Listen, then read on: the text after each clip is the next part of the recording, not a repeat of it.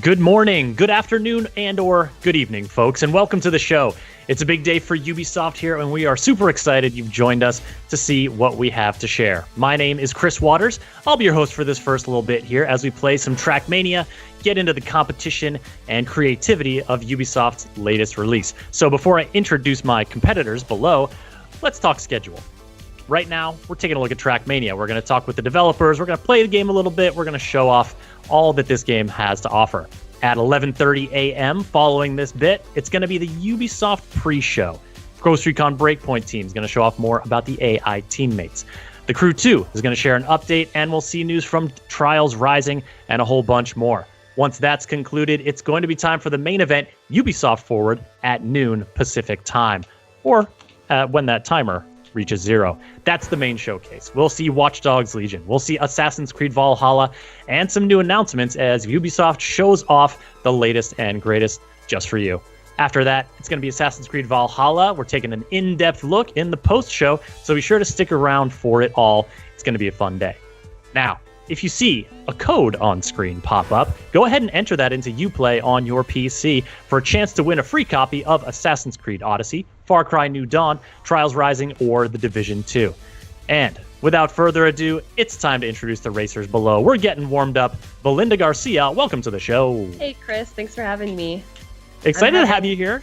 A great time in this warm-up mode.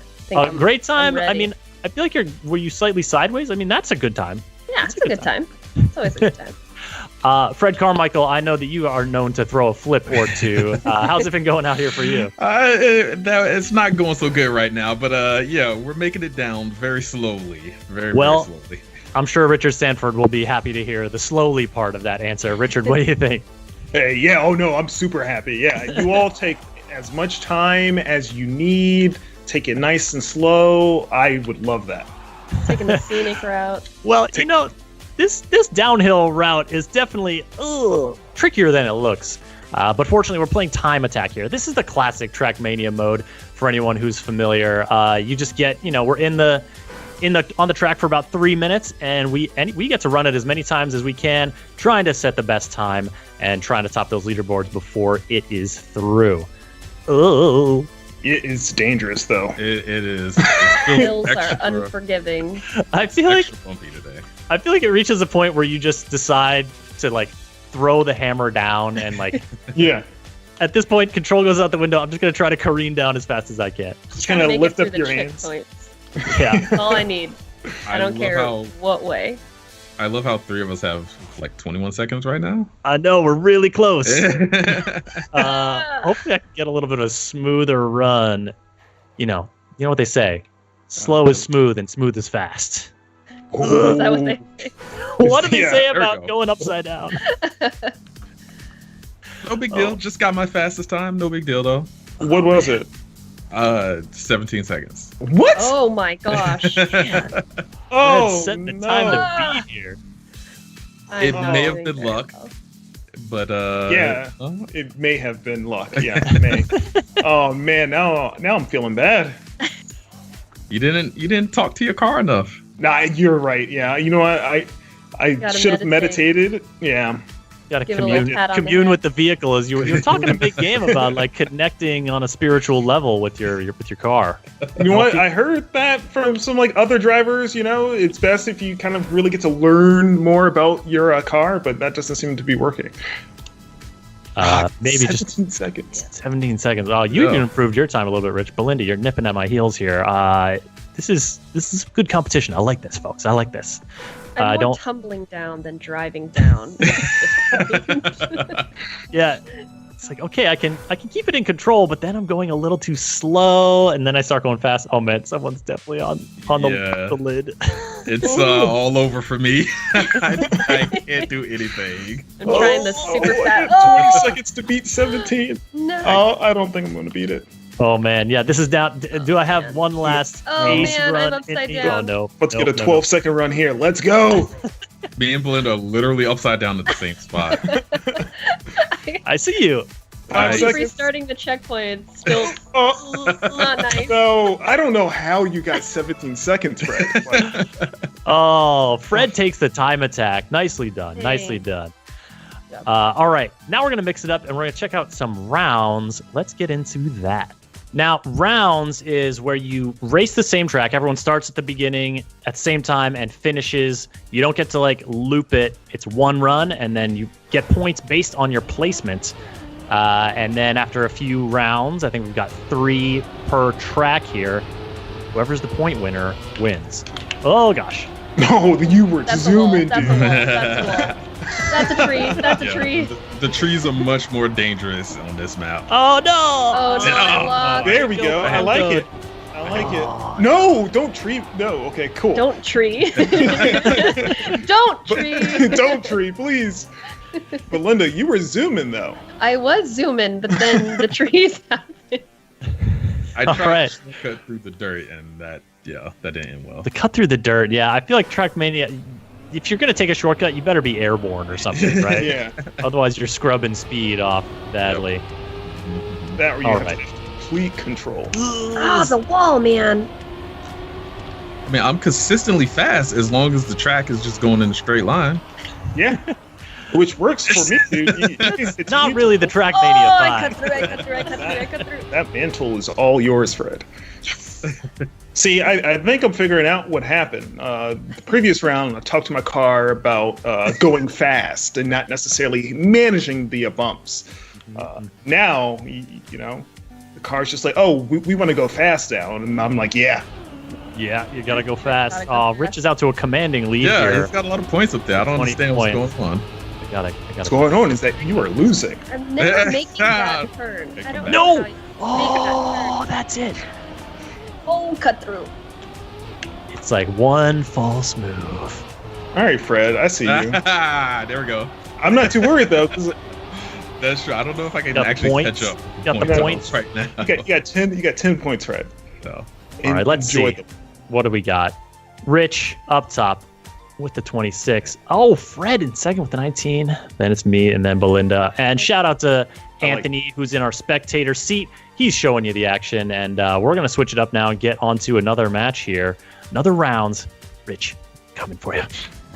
Now it's time to tangle with a little bit of the more, I don't know, challenging is the right word, but kind of mix it up elements of Trackmania, such as right from the start, we get this crazy move! yeah, I was flying. Don't fly over the edge. Oh, you all instead ran right in front of me. Darts. Usually I no. fly over the Nice edge, so start. I'm already doing well. You mean nice start? I'm loving this start. It's so Oh, good. Fred, you're Why- so fast. Why are you zooming like this? So fast. How?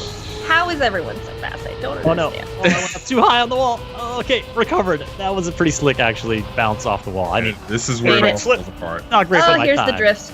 Yep. Turn right to go left, turn right to go left. I don't like that at all. It's like unmanageable. This huge ice wall, you mean? I think The it's kind of giant ice. Oh, No, No. no. Oh, gotcha. The trick is you just Smoked don't me at the slow end. down It at all. did. Ooh, Fred Yeah, out to the early lead. Nice. Yeah, Fred, I'm gonna need you to hit one of those pillars. All right, I got you. Got you right. No problem. No problem. Happy to apply. Very considerate of you, Fred. All right, you can tell when I'm making not a great maneuver by when my voice. Oh, Rich, Oh, well, man. how long? Where you going? The Beep, pillar beep. cursed. The cursed pillar. First pillar. Yeah, the thing, it's that thing where like if you end up you want to look at them so that you know where they are and can avoid them, but if you look too long, you end up focusing on them, Yeah. and then it draws you inexorably in. Hi. I don't appreciate that, Rich. I don't All right. appreciate that. All right, yeah. True. Ooh, all right. Well, as Belinda and I battle it out for third, it's Fred and Richard at the top. Oh no, I didn't start quick. She's good at this. Got him. At the top, battling for that top spot here in our second round competition. Who's gonna Obviously, hit the pillar? stakes are high. Oh gosh, I messed up. Oh, the no. pillar. I made it. It might be all over. Oh, Oh, wow. no. oh my goodness. How I don't know what's happening because you guys are behind me. Oh, the grass got me that time. Grass is also bad. Easy All now. these terrains. I just went so high in the air. No. Woo. I do not have the juice to make it across this terrain. Melinda. There we go. I'll give this one to Rich. I'll give this one to. I am mean, in the cactus also- lands. I should You have also gave the previous one to me too. Yeah, you asked nicely, so True. Yeah. Got Chris out of third. Not All a that great matters. round for me. All right, let's go to our third and final map here and settle who the real champion is. It's going to Coming be for ya. Richard. All right, well, we're coming into the final rounds match now. The final track. Fred, you have been a contender for the number one spot here, but so far Richard's been getting the best of you. What's your approach to this track? He's fast, but not fast enough. I got this one. This one's kind of tricky, so I'm pretty confident. Feeling good? You feeling Yeah. spry? Yeah, I'm good. I like it. Belinda, I think you're out in front of me. Could you please, not... Is that I'm it? sure- Is that okay? I'm No. trying Keep to give going, you a little. Belinda. Nope. You're right on my tail. We're all pretty close. Oh, crap. We are. These little bumps, big bumps in this track, are very hard to maneuver over. Oh, yeah. This raised, it's banked if you hit it from one direction, but then if you go over the hump, it's gonna be a little trouble. You just gotta Oh, believe. gosh. You just gotta Oh, believe. man. Keep it going. All right, Chris Gotta and get- Belinda, I'm gonna need you both to beat Fred, please. Nah. Oh, you're gonna recruit us. Yes. You're right. Now we're all just gonna teaming go up. flying off the track right at the beginning here. Wow. The I pressure's on. mean, his gamertag is UB-Rich. Is that a promise if we comply? Yes, it absolutely is. You Yes, will be rich. Absolutely. You will be rich. Be rich in satisfaction that Richard won, I guess. Yes. I'm gonna take a number one spot at least once during this Take it, dang Chris. broadcast. I'm happy with 3. I like the Oh, bronze. man. Happy with the bronze. Is up there. Yeah, I don't know how he's doing that. Ooh, it's just, I told you, you gotta talk to your vehicle. Oh no. That- No. Okay. Let it off. Yes. All right, game Oh remote man, now. that's That's a gonna be a bad one. close one. I don't know. This could be a close one. These points are adding up. That was a big bite. Rich down in third. Mm-hmm. All right, No. here we go. This is gonna settle Slow it. and steady. Slow and steady in the back. Taking the scenic route. Taking the scenic route. Take our viewers on a lovely journey here. Oh gosh. Ooh, little hippity hop. Think Oh, about no. those. Just think about those hippity hops. Too scared to go off the track. I don't know how you guys avoid it. Fearless. Yeah, that's pretty much it. Oh, I mess up right there every single time. I'm getting quiet because I really want to get a first place finish on at least one of these races. Oh no. Come Great. in third, Fred. That's so bad. Thank you, Chris. Oh man. It's in the worse when you mail. think. I can't believe I messed up again. Ooh. I did it again. Yes. Yeah, I was never really worried. I always knew how this He's just was going to sweating. end. His palms are sweaty. No. Oh, I don't like live that. ranking there. UB-Rich wins the match. GG. GG. GG's. Nicely done. All right, folks, that's going to bring our little Let's Play kind of competitive segment here to an end. I want to thank y'all for participating. Belinda, nice work out there. I tried. I just love the scenery. I was just taking my time. Listen, it's fun to get out there in a fast car and just do some things. I agree. Fred Carmichael, close, but no cigar this time around. Are you plotting your revenge already? I'll get him next time. Richard, is there going to be a next time, or are you just going off into the sunset with this W? I mean, I'm definitely driving off into the sunset, but even if there is a next time, I don't think he's going to beat me. And thus a rivalry is born, or maybe continued? Yeah. Yeah, continue, definitely. Thank you all for joining so much. Folks, coming up next, we're going to be taking an in-depth look at the map editor and some of the creation tools in Trackmania. But first, let's do a little schedule check-in. After our Trackmania segment here, it's going to be the Ubisoft Forward pre-show at 11:30 a.m. Pacific time, where we'll be seeing some AI teammates coming to Ghost Recon Breakpoint, getting an update from the crew too. Trials Rising will be showing off a fan favorite, and we'll see a whole bunch more games on display. Then at noon Pacific time, when that timer runs out, it's going to be Ubisoft Forward, the main showcase, Watch Dogs Legion, Assassin's Creed Valhalla, some new announcements, and more.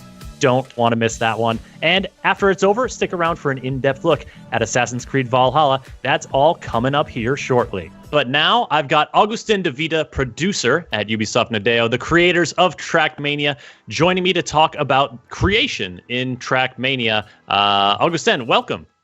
Hello, Chris. So happy to be here. Oh, man. Exciting times for you. Your game has just launched. People are out there racing in droves. How does it feel?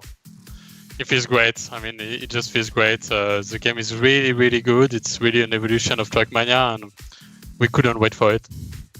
And also, folks are out there creating stuff. We see right here, we're seeing some map creation sped up. We got a little time-lapse thing pre-prepared for us here as we talk through the map creation mode. But I guess give us like an overview starting off, Augustin. What was your team's goal when like putting these creative tools in the hands of players? So we always want the tools to be easy to handle, and the big issue we were facing that there is too many blocks in the game. There is 1,600 blocks in the game actually, and so we had to organize all the tools and to organize the new features. And he's doing a great job right now because he knows what he's doing. But when you start making the first map, you really don't know where you're going to. It's really hard to get to. And, when you say blocks. Really sorry to interrupt, but when you say blocks, you just mean all these little pieces that we're seeing of track, planted this way, that way, this terrain, that terrain. Yeah, that's how it works. Every piece of the map is what we call a block. So it's some size, and you can go like diagonal. You have roads, you have decoration, you have checkpoint, start, finish, you have boosters. And all of this makes a map, so there is so many blocks that there is an infinite combination possible in the map editor. And there's also trees, as I know from personal experience. Yeah, you can get into them pretty quickly in the game. So we're seeing here the player's not just sort of creating the map. They're also like, okay, I added a little bit, now I'm testing a little bit, now I'm adding a little bit. That testing is kind of like the immediate feedback on, is this working? Is it not? Is this the feel I like? Is it not? Yeah, you always have to test what you're doing just to see if the curve is right, if the speed is right. And we added some tools for that. So, for example, when you test and then you come back to the game, you have your ghost to see what was your speed at this time and to try to reproduce or to do better than him. So you can try every part of the game and get really good in really good map for the players. Interesting. Okay, so when you're starting out, obviously we're seeing someone with some map creation skills. But when players are starting out, are there some tools to help them out? Is it pretty? What do you recommend in terms of like, okay, when you're starting out, just try to make like a simple shape, or try to just put in a sick jump, and that's good. Yeah, well, in the free version of Trackmania, there is what we call a simple editor. So there is a simple editor and advanced editor. What we're seeing now is the advanced editor, so with all the tools, all the blocks. And the simple editor is like a best of blocks. So the blocks you need to do like a simple track, but a good one. You can at least make a good one. And I recommend to start with this. And then after you can get to the advanced editor and make crazy stuff like he's doing right now. Nice. Now, is that advanced editor pretty akin to what the Trackmania team uses to create the actual tracks in the game? Yeah, it's exactly the tool that we are using every day to make the track. Every tool we put in the game, we give it to the player as well, so they can make the same track as us. Nice. So you can challenge people to beat you at your own game a little bit? Yeah, and sometimes they're better than us. They do tracks that amaze us. I mean, I played some tracks that I always remember because it was so great. Well, that's when you hire them for the team, right? Yeah, it happened. We hire a lot. Well, the guy doing the video right now he used to be a player, and he's still a player, and now he's working with us. And we always have like pro players coming into the team and designers and level designers. That's very cool. So, I mean, we're talking here about the Trackmania community then. There are people out there going to be creating these tracks. If they're creating the tracks, they want people to race on them. How do they get folks in the seats, to race on their track?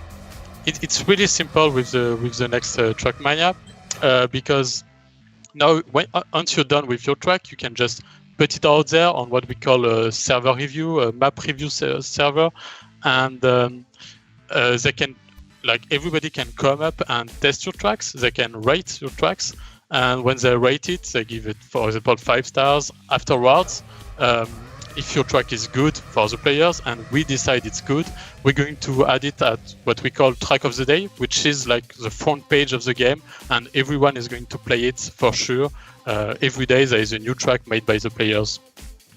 Nice. And so there is also that server where can any player just kind of go in and be like, let me see what new creations people have today, and then rate them. So if that's your thing, if you're looking maybe for inspiration or just looking to try some wacky new tracks, that's a spot people can go. That's why I do. I always go to this server every day and try new maps, even if nobody is pushing a map right now. There is always maps pushed earlier in the day, so there is always tracks to test and new tracks to test. It's really great.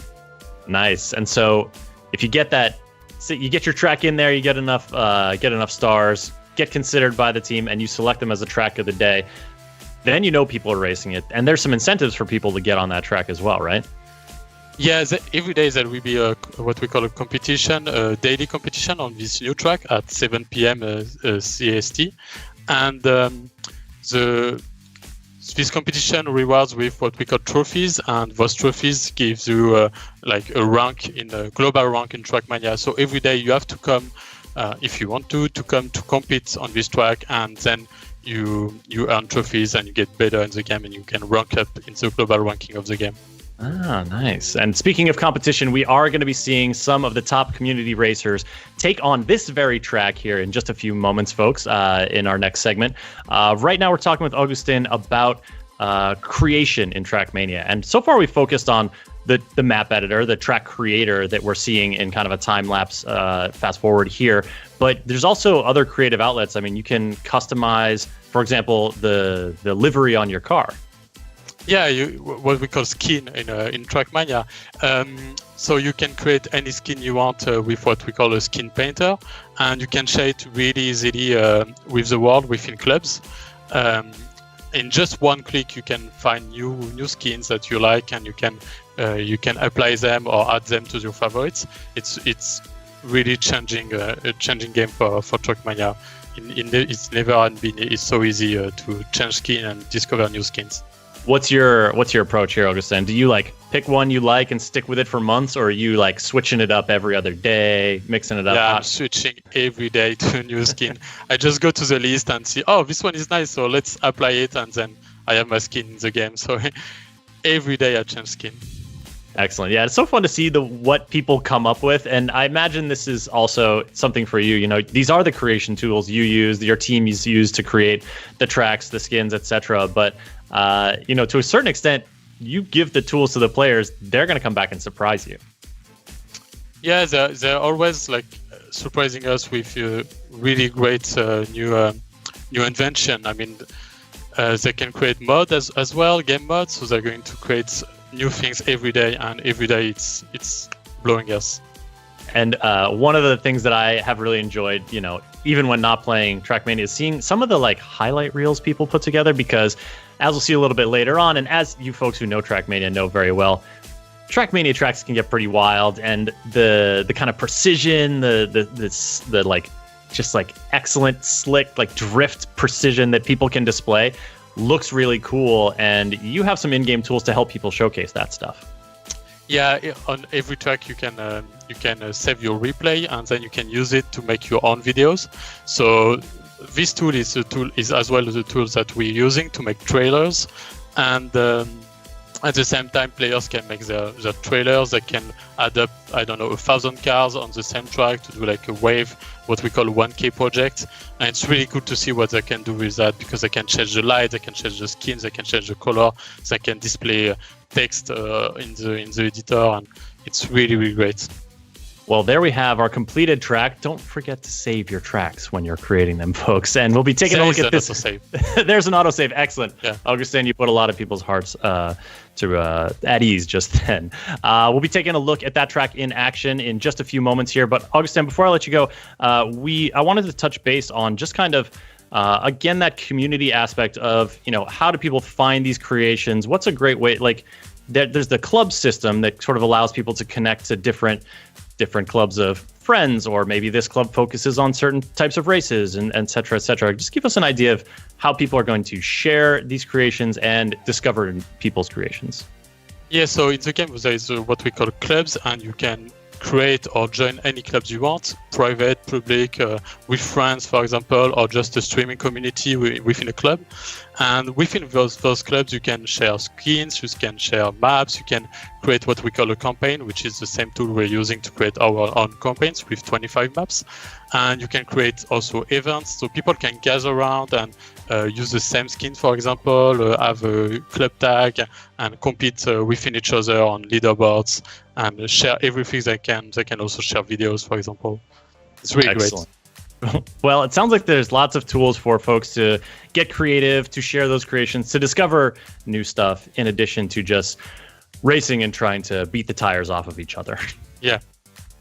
Excellent. Augustin, thank you so much for joining us to talk a little bit more about Trackmania. Folks, remember, Trackmania is available now.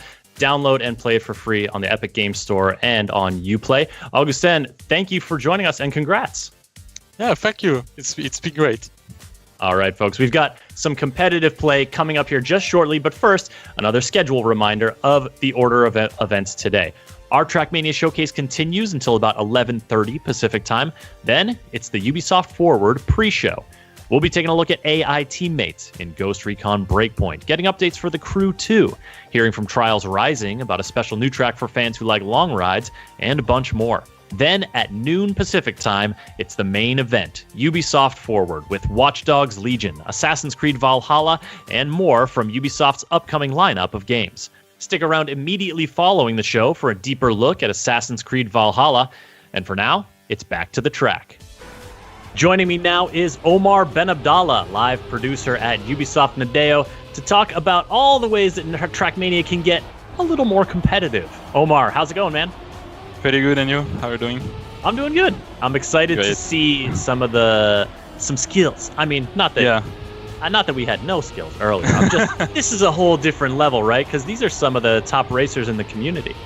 Yeah, what we did basically is invite the 6 or 7, I think, best players of the closed alpha we organized, and we'll be seeing them racing in rounds mode, so they all start at the same time, and the fastest guy win. All right, who's your money on here at the outset? I'll just take the easy pick and go with Shorty since he won that round. There he is. He's there, top of the pops right there. Yeah. And keen-eyed viewers will note this is the track we just saw being created, and actually the 5th place player, I think, in that round is the one who made it. So, Tona, yeah, you can step it up. I believe in you. Probably can win at least one round. I believe it. So as we watch them compete, I wanted to talk to you a little bit more about, how people kind of like take on new competitive challenges in Trackmania. Because, right from the get-go, you start playing, there's the inherent competition of racing. You're trying to get a better medal, a faster time, and you're racing against your friends. But what are some of the other ways people can kind of get into that broader competitive scene? Basically, what we try to do is to design features that will be good for any kind of level you have on Trackmania, whether you're a professional player or just someone that wants to discover the game and get better each day.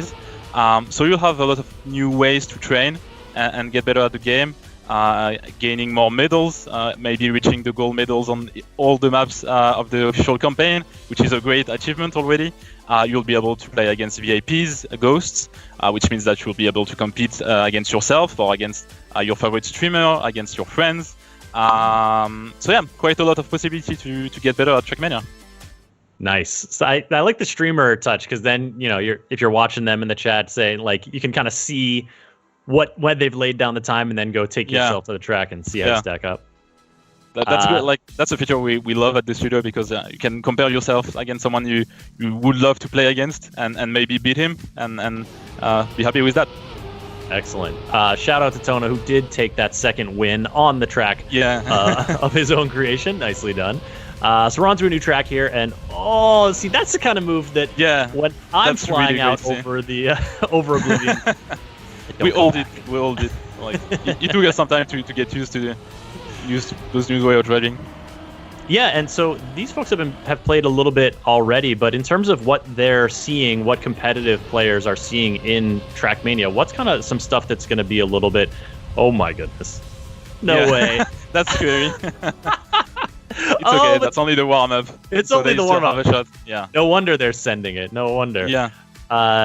In terms of like, okay, so you've done your sort of like, you've done your solo competition. You want to like maybe compete with players on a broader scale, seek out folks who race around the same time as you. Like, what are some good ways to do that? Well, what we have currently on the game will be daily cups, which is something completely new for Trackmania, where you'll be able to compete against every player in the world which wants to participate every day at 7 p.m. European time, and basically you'll be able to see how good you are on the track of the day and compete against everyone in the world and see how good you are against each other. Then obviously you have the Nations League, which will happen each week, where you'll be able to represent your country and see which country is the best basically each week on the game.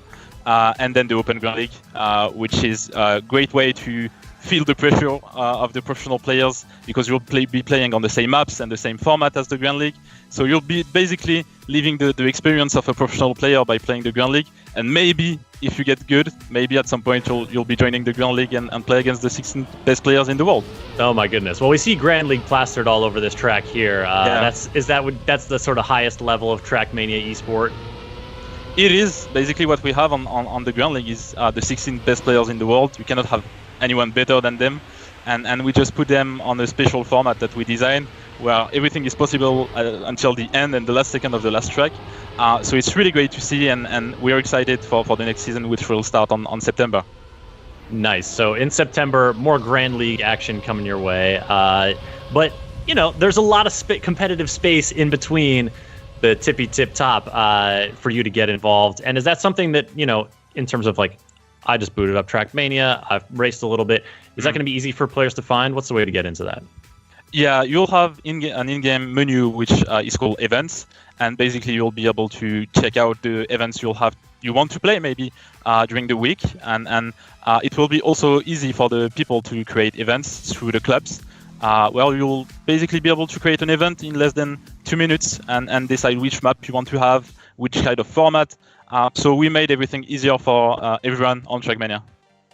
Nice. So that can even be just you creating the events to just play with your friends or your classmates or whatever else. Yeah. Nice. And so these clubs, this is kind of a way, like clubs are also a way that people can get into, finding people who, like to race at the same time again, or, are friends or are connected through different ways. And the clubs can be kind of any size, right? Yeah. You can have a club which is completely private and where you play only with your friends or your roommates, classmates, or you can just have a public club which is available and joinable by everyone, and just have fun with a lot of people doing a lot of events and organizing a lot of content. And maybe just a club that focuses on huge jumps like the one we just saw there. Like we see, only jumps maps and that will be quite great, I would say. Quite fun also. This is a pretty close match. Actually, the top leader only has a few points ahead, so I like it. Thanks for recruiting these folks into the action here to give us a look at some real speedy, real tight turns. Yeah, you can see how good they are by their drifts and how well they know the maps, obviously, since they've been playing the alpha for I think a bit more than two or 3 months now. So they're getting used to the game and they're playing really good compared to what we do. I wish I had watched them play before our session earlier, but that's all right. For the future, you can play against their ghost if you want to learn the map, actually. That's true. Although, can you really learn from a ghost if it just screams out ahead of you so fast you can't even see it? Just try to follow it. I'll work my way up. So these community events, this kind of this stuff that is organized through clubs so it's organized through clubs, which is kind of organic, and players all around the world can make that happen. But you at Nadeo are also sort of curating stuff and experiences and events for players to get into. Yeah, what we try to do is to have a mix of community event, where basically we have players organizing event. That's something that is there for more than 14 years now on Trackmania, so we love to see that. We love to see community creating content on our game. We also organize ourselves, our events through the Grand League, the Daily Cups, the Nations League, and things like that. So it's kind of a mix of trying to get content for every kind of players, and also a way to be able to create content and events, whether you're a great player or just want to have fun with your friends. Nice. Wow. The time separating the top finishes. That's really here great, and that's really fast. is very, very tight here as we move on to, I believe, our fourth and final map of this competitive section. And it's still really close. All right, folks, it's down to the wire. Omar, still believing in your racer Shorty out there? Yeah, I think he's first. So I mean, came in first that race. Yeah, and that's a great map. Everything can happen there. So might be someone overtaking Shorty. Do you like that kind of map where, I mean, it's exciting, right? Because like dramatic stuff can happen, but also it's a little scary. Like you can just fly off the track and like, lose everything. It's all gone. you can go from first to last just basically by doing one mistake and one short mistake. So that's pretty exciting for the spectators. It's not that fun for the players, obviously, because you don't want to lose everything on one turn. But yeah, that's how you handle pressure on Trackmania. Yeah, at some point, like, fun becomes like, oh, it's the thrill. You're risking a lot more for the bigger payoff, right? Yeah. What do you call this kind of road surface here that's like a hill in the middle? I was trying to figure this out earlier. Actually, we do have a name, but I don't like to use it. I just let people call it as they want. I'm calling it a different way in French, obviously. Sure, of course, yeah. Basically, everyone can name the road as they want, and there's many ways to say it, like select the road we are seeing right now. The language of racing. It takes many forms. Yeah. All right, so we're watching the competition play out here. Once people, Trackmania is out now, free to download and play. What would you recommend in terms of like, okay, I just want to get into the competition against other folks. I want to challenge myself right out of the gate. What's the best way to get that started? To be quite honest, the best thing will be to play the Daily Cup, because you'll be facing players from all around the world on a track that is known only each day. So the track of the day map. So you'll be able to see how good you are against other people, and you can do that every day, so you can maybe see your progression on the whole week, and maybe at the end of the week you'll be able to beat people that you wouldn't even think about on the early state of the week. I like that. I like that kind of like, because a lot about kind of competition is that progression and the sense of moving up in the rankings, but also of, oh, like this person is always the one who I see a few places ahead of me. Like you're chasing them. Yeah. You want to track them down. Now this is our last race. Is that right? Yeah, last round, and Shorty is second. So I have quite some pressure, to be quite honest. The pressure is on. They're coming around these like not quite slalom, but he's in there. Oh, yeah. Yep, coming up around this big, it's like S turn. He's still first. I believe in him. He can feel the positive vibes coming from you. You can see the slow motion vlog there, which is quite fun also to watch. And he's finishing first. Great. There he goes. I got it. Looks like Omar backed the right racer. Shorty coming in with a victory. And Omar, thank you so much for talking about competitive Trackmania. Anything else you want to mention before we wrap it up? Well, obviously, thank you for having me, and thanks to the players for playing this competition. Thanks to all the closed alpha players we had, because they help us truly to make this game better, and we're pretty happy with the Trackmania we have right now. So yeah, just play Trackmania, it's free, and have fun on it. I'm pretty sure you'll have, and yeah, that's it. All right, Omar, thank you so much. Trackmania, folks, it's out now on Epic Games Store and Uplay. Go ahead and download it. Get in there and get racing. Now, our time with Trackmania is coming to a close, and it's on to the next show. Ubisoft Forward pre-show is starting momentarily. We're going to take a look at Ghost Recon Breakpoint, The Crew 2, Trials Rising, new stuff coming from all these games. You're not going to want to miss it. And then when the countdown timer hits 0, it's Ubisoft Forward, the big showcase of the latest and greatest upcoming games from Ubisoft, followed by an in-depth look at Assassin's Creed Valhalla. We got a lot more in store for you, so let's go ahead and throw it over to Kat. Thank you, Chris, and hello, everyone, and welcome to the Ubisoft Forward pre-show. The main event will be starting in just 30 minutes and will feature news from our unreleased games, including Watch Dogs Legion, Assassin's Creed Valhalla, Hyperscape, and more. Now to warm up, we have 30 minutes of updates from the games you're already playing, like Ghost Recon Breakpoint, Trials Rising, and The Crew 2, as well as some exclusive behind the scenes so you can get to know us a little better. So let's kickstart this pre-show with an update from Just Dance 2020.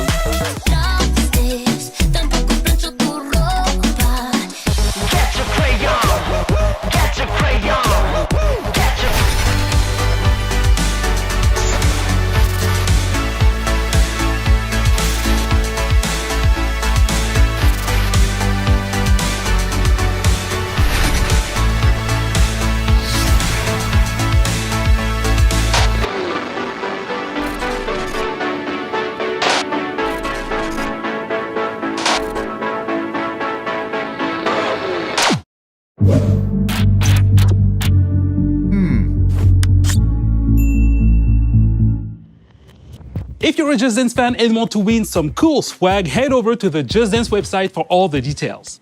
For our next segment, we have something a little different than what we usually do. A few years ago, Ubisoft created the Ubisoft Entrepreneurs Lab and the Open Innovation Accelerator. This allowed us to create partnerships and synergies with indie studios from across the industry. And since so many industry events were canceled this year, we wanted to showcase several indie projects and teams that Ubisoft has been collaborating with over the past few years. Our first indie showcase is developer Machine & Mensch, who is working on the Curious Expedition 2. Let's hear more from the team behind the game. Hi, my name is Masha and I'm a game designer at Machine Mensch. Machine Mensch is a small and diverse indie game studio with 8 wonderful employees based here in Berlin. Our connection with Ubisoft came through a program dedicated to create ever-growing relationships with independent developers, to talk about and share expertise and knowledge. We work together in mutual respect, which we much appreciated. We're working on the Curious Expedition 2, which is the sequel to our expedition simulation game. This time, the game is set in Paris in 1899, during the World Expo when the Eiffel Tower was built. But more importantly, you will be traveling to these mysterious islands, you will be interacting with unknown tribes, fight dangerous beasts, find many secrets. Thanks to our procedural technology, every time you play, it's a new world, new characters, and a new storyline that you shape with each of your interactions until it becomes really your own unique adventure.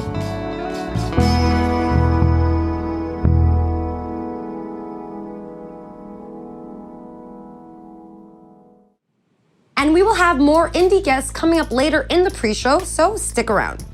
Now, a while ago, Ubisoft released its very first live-action TV show on Apple TV+, and it's a comedy about making video games called Mythic Quest Raven's Banquet. And to keep the show authentic, Ubisoft's Red Storm studio went above and beyond by creating a playable sandbox for the game that is actually featured in the show. So now let's head behind the scenes for an exclusive look. This is the home of Clancy. Okay. It's very Clancy-esque. Yes. I get it. All right, now I'm starting to understand. Right. I too keep all my awards at the front of my office. It's entirely empty. So Mythic Quest is Ubisoft's first live-action comedy. The whole show is about a team that is developing a super successful MMORPG, and it's about all the people within the game development team and their relationships and what they go through in creating one of the world's most successful games. All right, incredible. Thank you. But are we sure that we're finished. When we heard about what was going on, we weren't really sure if we were a great fit because we've always made shooters realistic. And we listened to the pitch and we were super excited about the idea. So we thought, all right, what does Ubisoft have that we could channel to fit this? You're fucking me. Yes. You're fucking me. But I'm not enjoying it. It's for the game. When we started on the project, I think we imagined we would just make video clips that would run on screens in the background or something, so it would feel like a real game studio. But once we saw the script, once we started collaborating with the team, we realized, oh, they want a game, like an actual game. Of course, making an actual game would take years, so we started selecting the pieces that they really needed for certain scenes. And from there, it was not long before we said, you know, what if we make this actually playable? What if we make it so you can connect a controller and control the characters? And so that's what we ended up doing. The thing that I love most is the shovel. Exploding people's heads with this thing is straight fire. Crunch, man. We had requests to do things like make a contagious viral disease in which people bleed out of their eyeballs first, then they bleed out of their anus, then they vomit and bleed out of their anus at the same time. We set it up in such a way that you could trigger it in stages because we didn't know what the timing was going to be. The idea here is we can hit it and control the timing of when things are happening. So the next time you hit it, he starts puking out blood. And at this point, we would probably have the camera start panning back like this. And then you can hit the button again, and you can see the blood ocean itself has started coming in. And so now they're all bleeding out of the back end as well. And then the final is just everybody exploding in bloody gore. And then this was Keith's idea. He wanted the skulls coming up and bobbing up and down in the water. So. David, can we actually make this quick? I've got a lot of work to do stripping blood ocean out of everything. Yeah. Releasing a disease into the game right before a global pandemic was not a great look. Today was the first time we showed Mythic Quest Raven's Banquet to an audience. I've never seen it with more than 6 or 7 people in a room. And so I wanted to make sure that we gave them an opportunity to hopefully recognize that this is a giant love letter to them, to the industry itself. I was a little nervous, I gotta be honest. I thought it was gonna be a little cringy, but it was fantastic. I thought there was a lot of truth and in the humor. It's about time that we had a show about our industry. You could tell when the audience was laughing, when they really hit something that felt like the game industry. I think it's brilliant.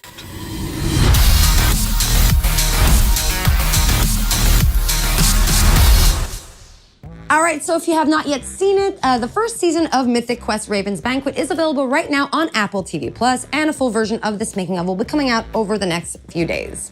All right, now it is time to fasten your seatbelts and start your engines as we head out to Lyon, France to visit our team at Ubisoft Ivory Tower to get an update on The Crew 2.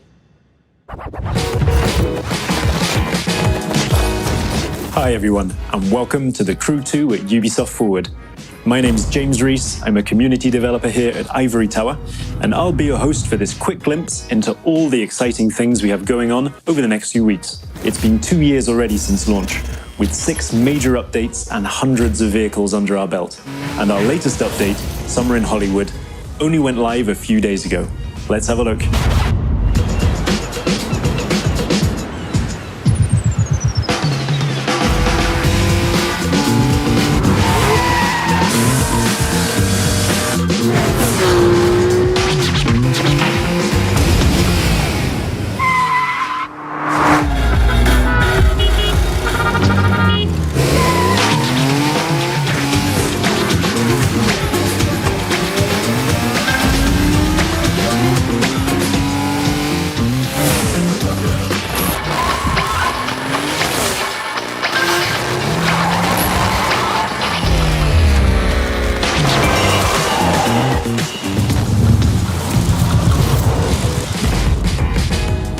Wait for you to get your hands on what's coming. There have been a few speed bumps along the way, but over the past 2 years, you, the community, have made The Crew 2 a motorsports playground where all players are welcome and where anything is possible. So thank you to The Crew Social, Exchange, Discord, Reddit, and all of our players.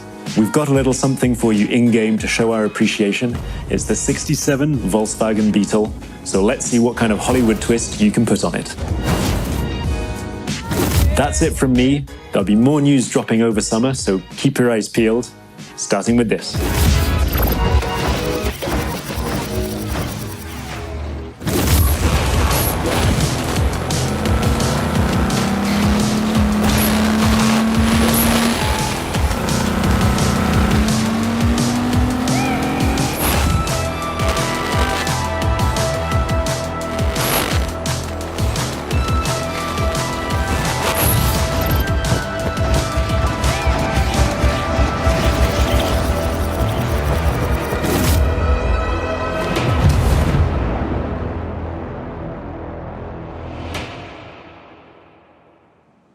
In case you missed it, make sure to boot up the game right now to unlock the amazing 69 Volkswagen Beetle that was just shown in the video, and stay tuned in the near future for more info about Year 3 of The Crew 2.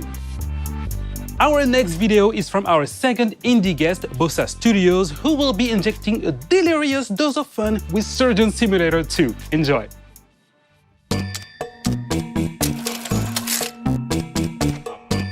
Hi, I'm Nate from Bossa Studios, and I'm a senior game designer on the upcoming Surgeon Simulator 2.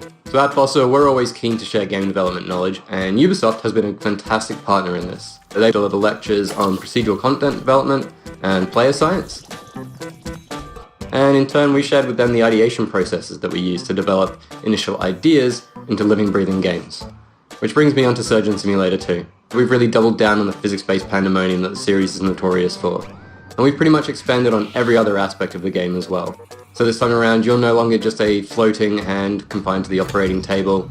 You're actually a full first-person surgeon with an entire medical facility to explore.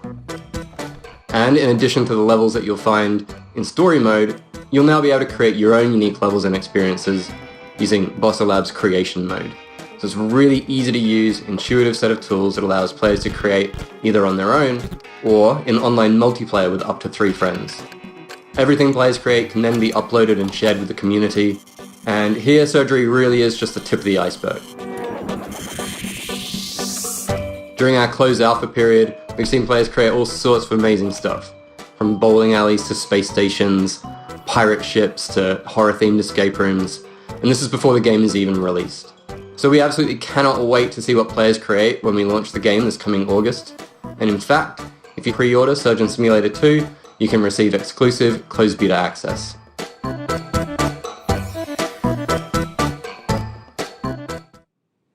So for those of you who are just joining us, you are watching the pre-show, and Ubisoft Forward will start once the countdown on your screen reaches 0.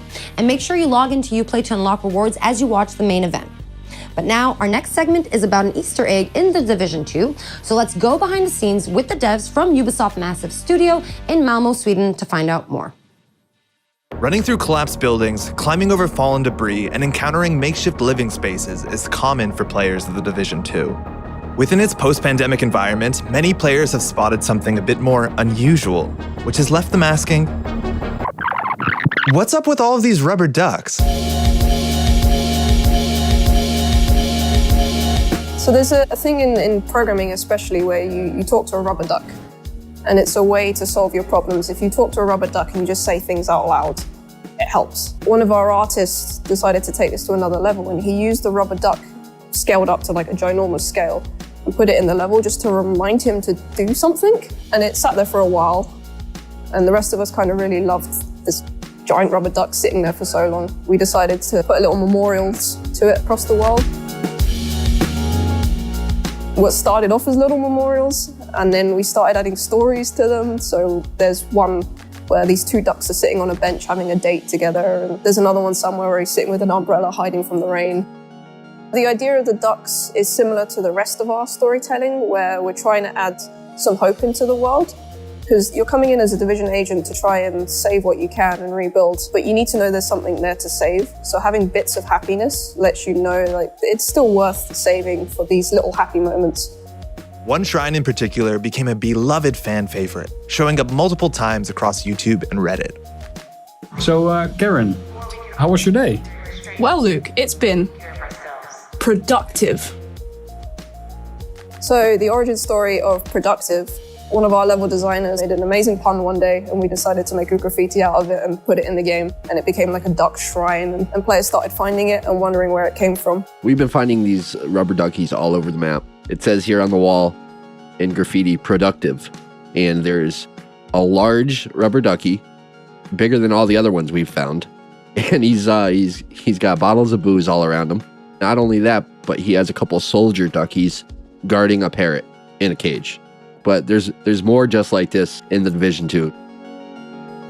What's really great about our community is they come together. They find a common thing that they want to develop or find or get unlocked, and they just put time and effort into it. We don't put them in easy to find places. So that means players are genuinely, hopefully enjoying just exploring the environment and finding all these little Easter eggs we've hidden around. And also not the Easter eggs, just the main part of the game and all the storytelling we put into it. I haven't found all of them. I don't know exactly how many there are, but they haven't found all of the ducks yet. Encouraged by the community's response to the ducks, developers recently hid another secret in the game and made it the focal point of an all-new community challenge. We actually put Tommy the teddy bear into the game. So Tommy the teddy bear is a trauma teddy mentioned in a lot of lore, but the bear itself actually was not in the game. With episode 3, we put a bunch of them into the world, actually opened up an Easter egg hunt for him specifically. It's a nice little exciting moment when you kind of open Reddit and you see someone's found the thing that you kind of just snuck in under the radar and no one really knows about it. And some of the players are really clever. There's some hard Easter eggs that some of the level designers and gameplay designers have put in, and people have managed to solve it with no help whatsoever. Gamers are smart. So now that you know, be on the lookout for both the ducks and teddy bears next time you boot up the Division 2. We now have our final indie guest, Thunder Lotus Games, who were the 2017 winner of the indie series that took place in Montreal. So let's find out more about the beautiful coziness of Spiritfarer in this next video. Hey everybody, I'm Rodrigue, marketeer at Thunder Lotus. We're an indie studio based out of Montreal, Canada, and makers of the games Jotun, Sundered, and our new game Spiritfarer, which is due out later this year. For the past 6 years, we've tried to make AAA quality games with a hand-drawn indie heart. Hitting a quality standard consistently in game dev is a huge challenge. There's so much trial and error on the path, and during the Sundered production, we were lucky enough to have the Ubisoft Entrepreneurs program in our corner to help us reach our goals.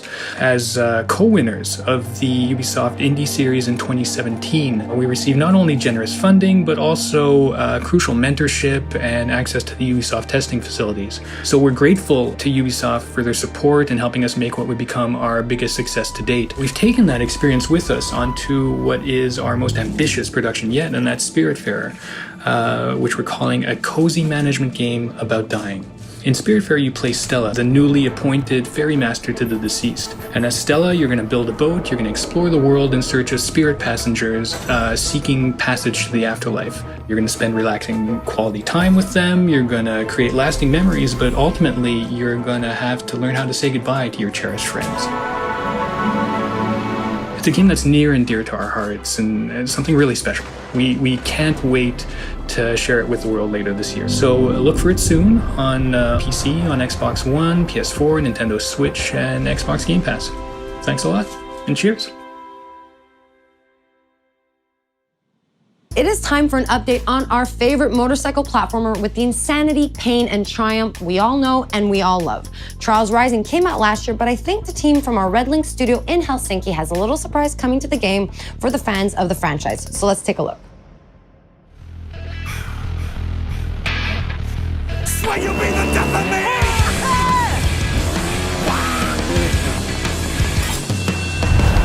Hi, we're here today to introduce you to an exciting new endurance challenge coming to Trials Rising.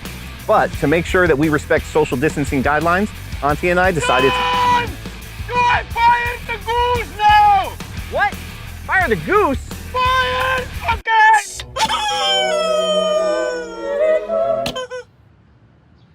Okay. Ladies and gentlemen, welcome back to the Gigatrack.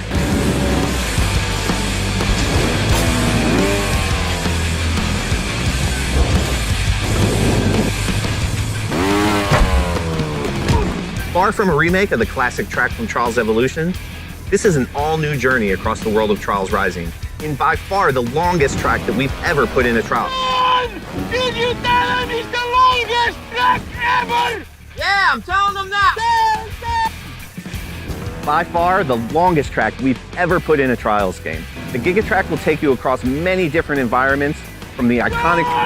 Environment! Tell them about environments, please! Yeah, I was just...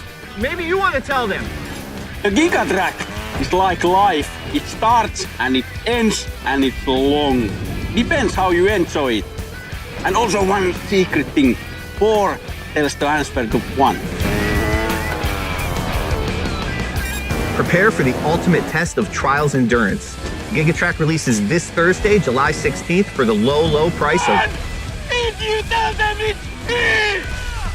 You heard that right, riders. Gigatrack will be available for free to all Trials Rising players when it releases this Thursday.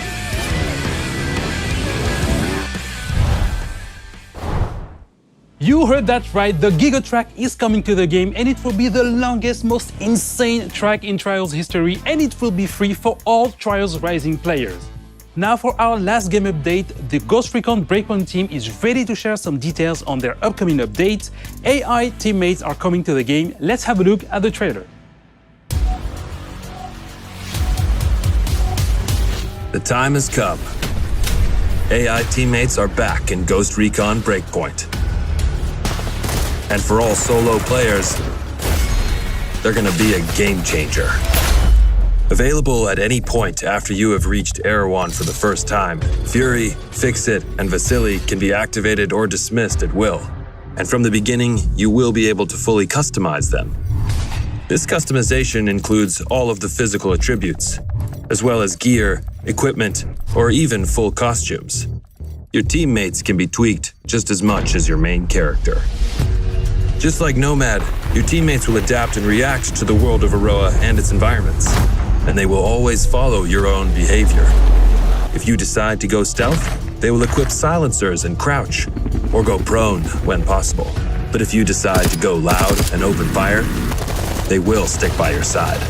When deployed, you can issue different orders to your teammates through the order wheel. There are 4 different orders you can give to your teammates.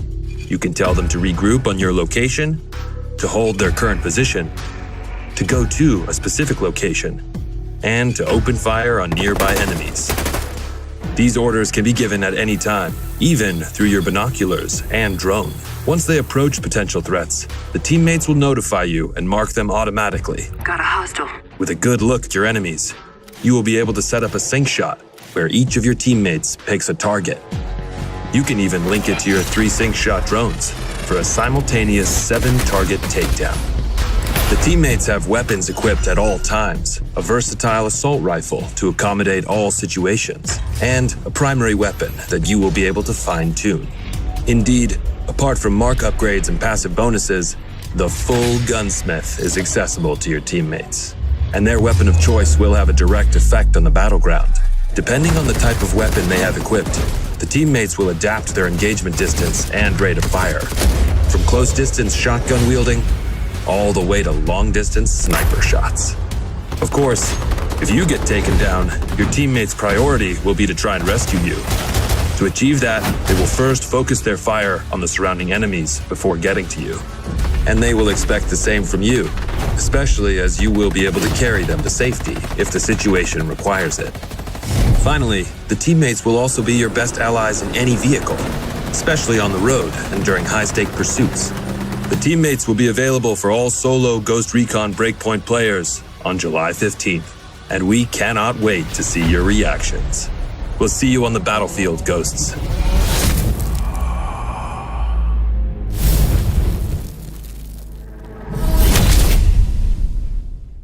Hey Ghosts, I'm Grace from the Ghost Recon team. As you've just seen, the AI teammates are finally landing in Ghost Recon Breakpoint with our next major update on July 15th. Alongside the AI teammates, this update comes with a ton of new content, including a gunsmith upgrade, new PvP content, quality of life updates, and more. You will be able to try it all during our next free weekend from July 16th to July 20th. But that's not all, we've got one last thing to show you.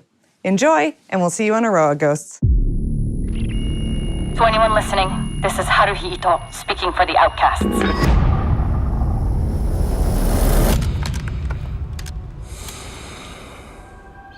stand against Sentinel's illegal occupation of Aroa. We call on all of Aroa to join us. Separated, Sentinel wins. But united, we cannot be defeated.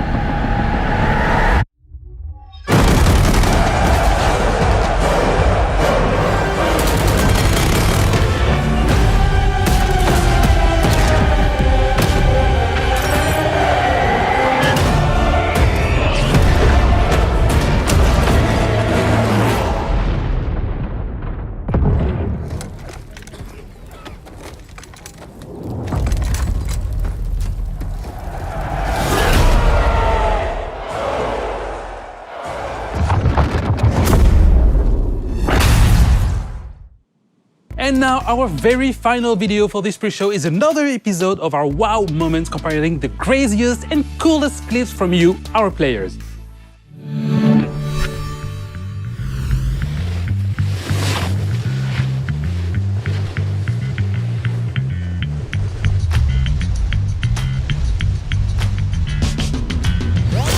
Anyone else want to try to do better than that?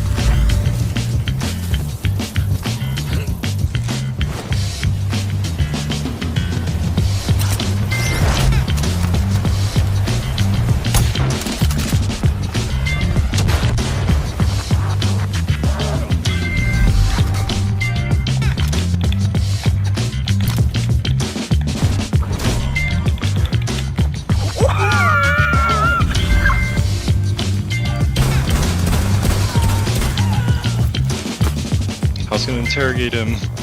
Oh, you can interrogate this guy though. Where you go? Oh, okay.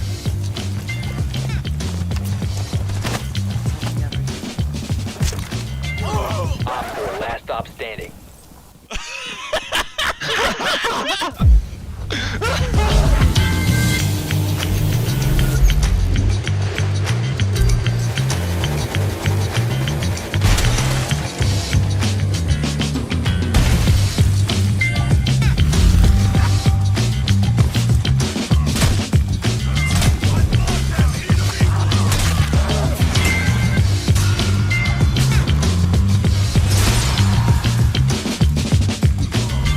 So there's a line that people want me to yell, but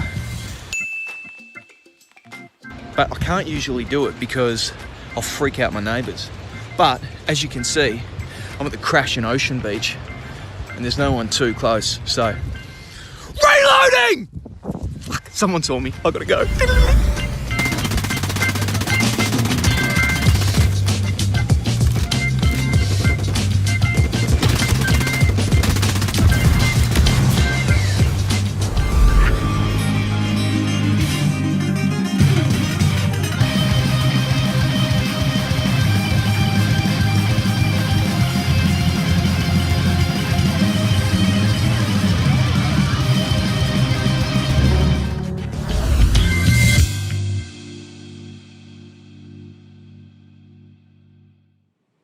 If you also have amazing gameplay segments you captured from our games, spread the joy and submit them on the link displayed on your screen right now.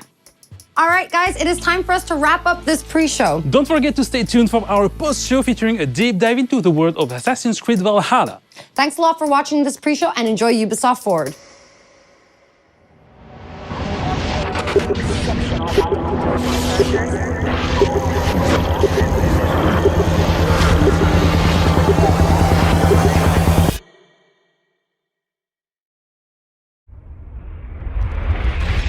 This is Ubisoft. This is Ubisoft Forward.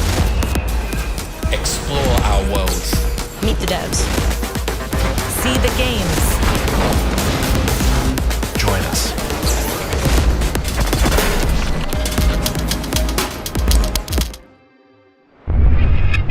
Hi everyone, I'm Neelam Kumar and I'm very excited to be co-hosting the first Ubisoft Forward with the talented Yusuf Mageed. Today's show is all about getting up close and in-depth with all the exciting games we have in production here at Ubisoft. I'm Yusuf, but there's no time to waste. So let's head straight for the streets of futuristic London and see what the hackers of DedSec are getting into.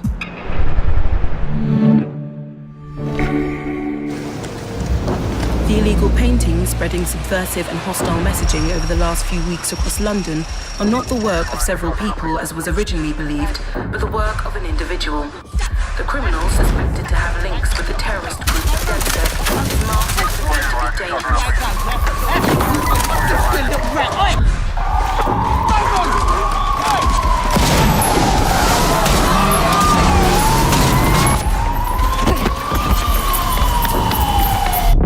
Authorities recommend not to approach the individual.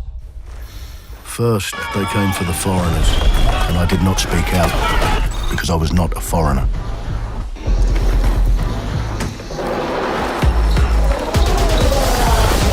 Then they came for the protesters, and I did not speak out because I was not a protester.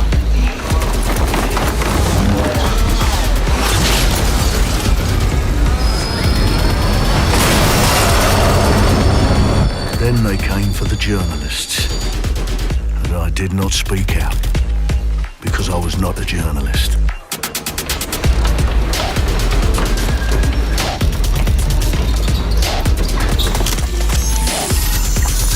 And then they came for street artists, but I did not speak out because I am not a street artist.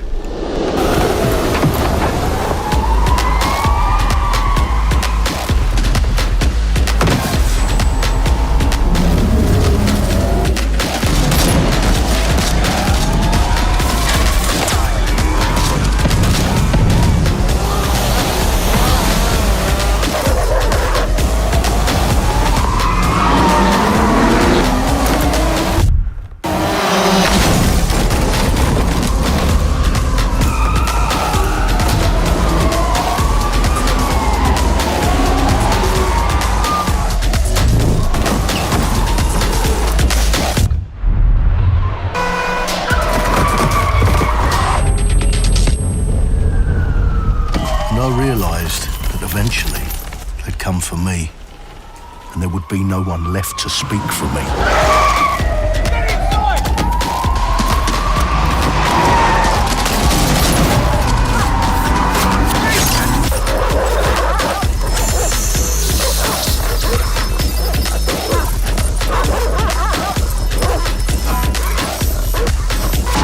Right! Oh! Where are we off to, sir? Let's go! I'll show you the way! Okay, sorry, miss. Jesus! All right, so we're in a total mess now, so let's get the hell out of here.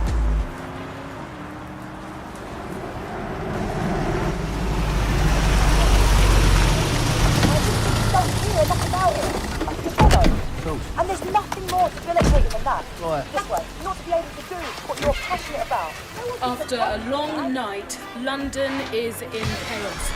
The main arteries through the city are blocked. Hundreds of heavily armed Albion... Well. Welcome to the Resistance. Here's a welcome gift for our new members. But the disappearance of the criminal... You could have told me it was a bloody costume party. Try it on. The new key suspect has been identified as David Ford, a 43-year-old London taxi driver. He has no criminal record, but is currently believed to be a terrorist.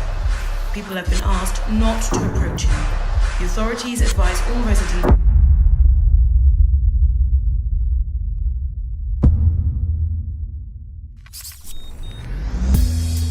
I'm Clint Hawking. Clint has been a longtime creative force here at Ubisoft, and now he's bringing this vision to Watch Dogs Legion. So yeah, what we just saw was an amazing short film by the director Alberto Mielgo that was inspired by Watch Dogs Legion and looks at the game and the universe and the characters through his incredible artistic vision and visual style. The city needs a resistance. Like the film, Watch Dogs Legion tells the story of ordinary heroes setting aside their differences in order to come together as a collective and to fight for a positive change. You can literally recruit and play anyone who you see in the open world. You profile people that are interesting to you, you help them with their problem, you play their origin mission. Just help me get some closure and I'll do whatever you want. Sounds like a DedSec problem. Leave it to us. And that's how you recruit them into your team. And then they become the heroes of the game and the stars of your story. And what are you doing in my flat? You with Albion? Please, think more underground. You with Albion? I'm tickled, but think more underground. What, DedSec? Yeah, right, and I'm Che Guevara. You done? And they make the story not only, unique to them, but unique to you as the player and personal to you because they're, heroes that you've chosen and invested in. What would I say to fans? I guess I'd say, take care of yourselves, stay safe. Welcome to the Resistance. Our London town. A modern metropolis. Built on history and prosperity. Only took 12,000 years to build it up, and one night to tear it all down.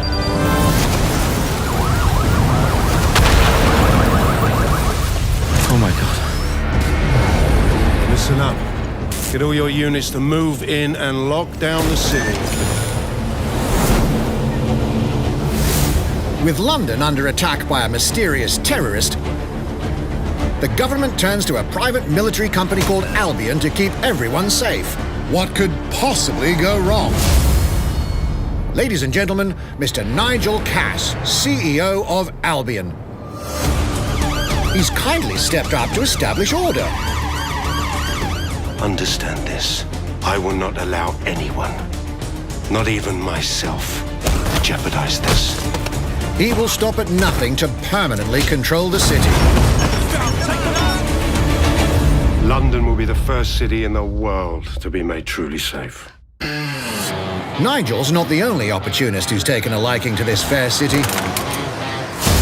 Meet Mary Kelly, head of the most powerful crime syndicate in London.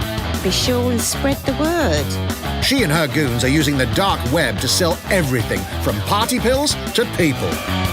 This microchip is scary, I know, but I got to keep tracks on my merchandise, don't I? You made me a slave. You do not want to ruffle her feathers. With the city out on its arse, it now falls on you to build a resistance and take back London. All right, everyone.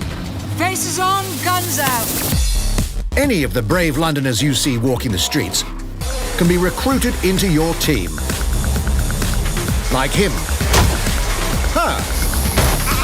Or even her.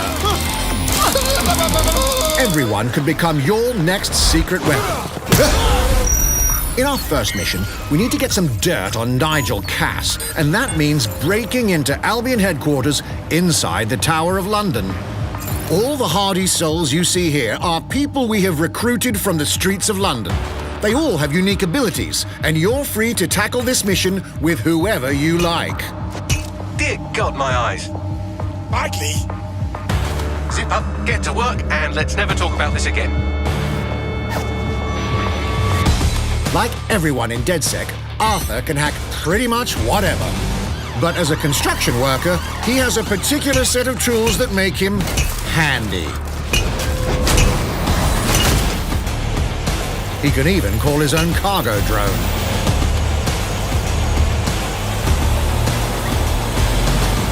Perfect for gate crashing, when you're not invited.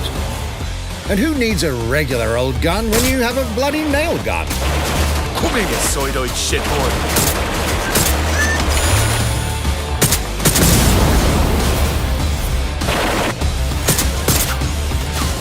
Jesus Christ, what is that thing? Perhaps we could approach this mission differently. If you'd rather keep your distance, we've got you covered. Amy is a drone expert. What have we here? A real tech connoisseur. Hate spiders, but love this one. What an adorable creepy crawler. Here we are. Let's class the place up. A drone expert does have the unique ability to summon their own drone. This little darling is fast and stealthy. She aims, she fires, she hits. I'm reading incoming drones.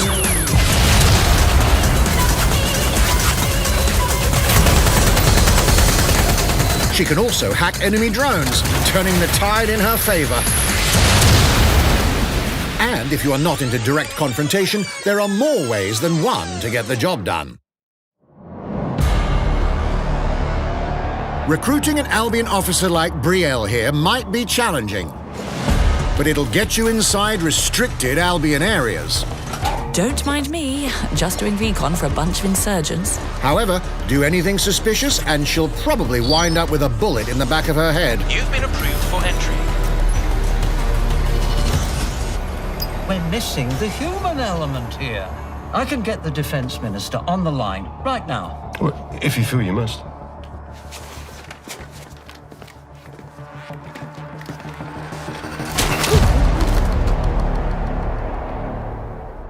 Criminals running our streets, illegals threatening our families, the police commissioner himself, assassinated by terrorists. Well, that seems to be enough evidence.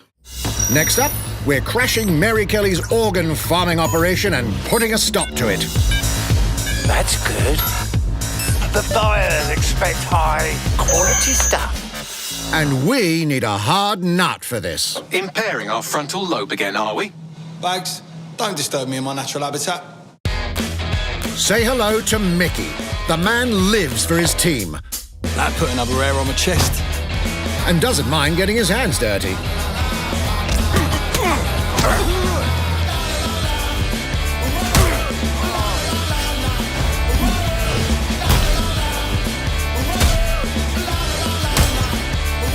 He does have a slight drinking problem, though. And he's passed out. We'll come back to him. You know what? Let's go with someone a bit more professional.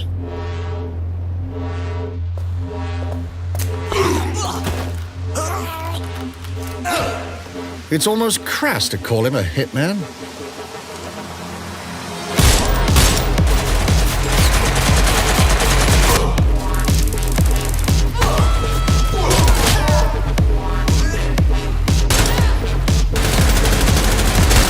Some might even call him an artist.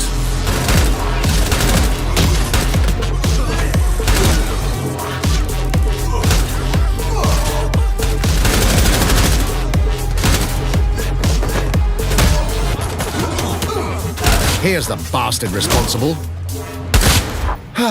Done and dusted. Not bad if I do say so, innit? Not everyone in London is a legendary assassin or a super spy, but everyone can be a hero. This ain't a game, this ain't a game, this ain't a game. So get out there, find the best recruits, and build your resistance.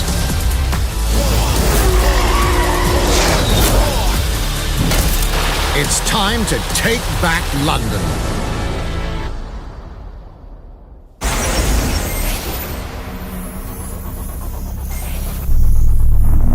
Plunging the player into a living, breathing city teeming with unique locales and characters has always been a central pillar of the Watch Dogs series.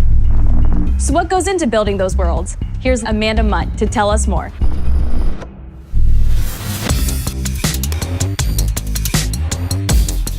My name's Amanda Munt. I'm a level artist on Watch Dogs Legion at Ubisoft Toronto. Being a level artist, I think, is the coolest job in video games because we do get the freedom to kind of like pick and choose what little details we want to depict. And we get ample opportunities to tell the stories that we want to tell in the spaces that we're assigned to.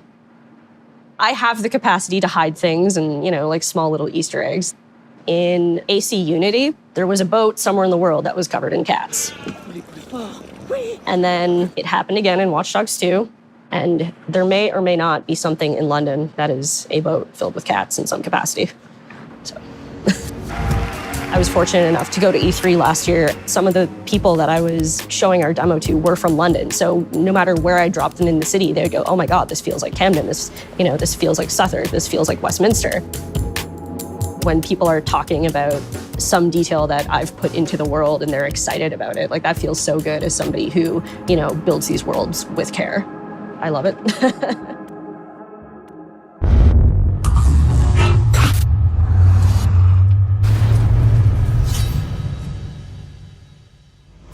And now some news for Brawlhalla fans.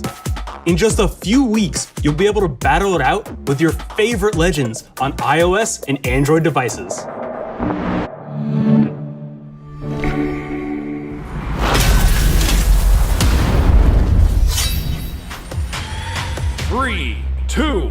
1, Brawl!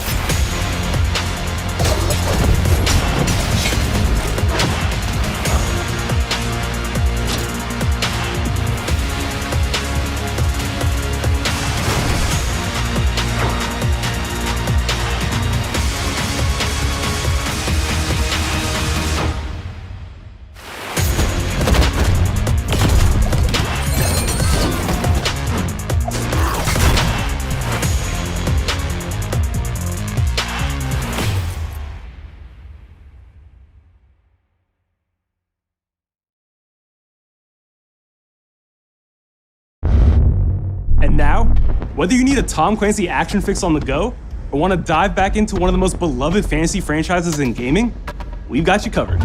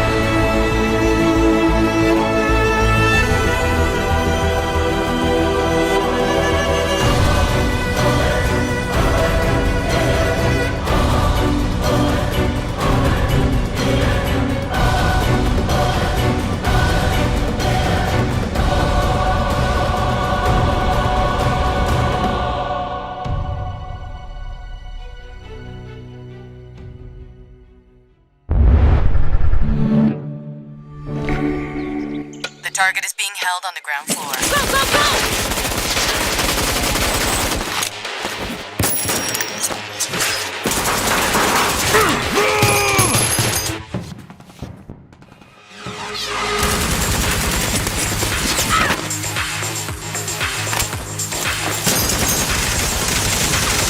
Contact! Second floor balcony!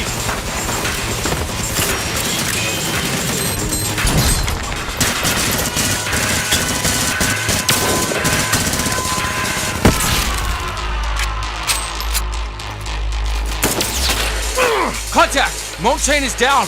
Request air support. Target northeast rooftop. Roger. Inbound. Danger close.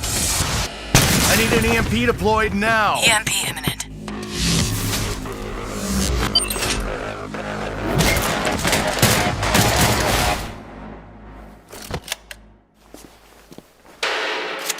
Get back in your cell!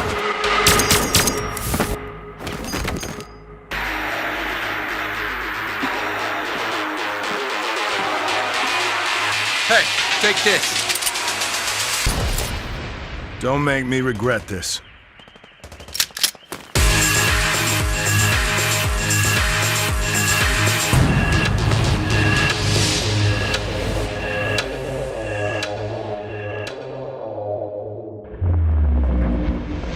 Speaking of Tom Clancy, it's been 5 years since Rainbow Six Siege first launched, and the community has never been stronger. In celebration of this milestone, Ubisoft Montreal has put together a special video to thank all of the amazing players and developers that have helped Siege become the game it is today.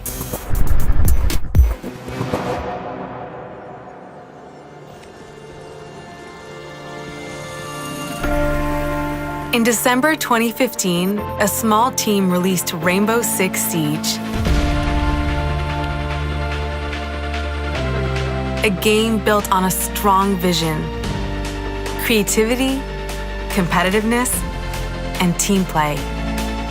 Pour le joueur, le 1er décembre, c'est un début, mais pour nous aussi.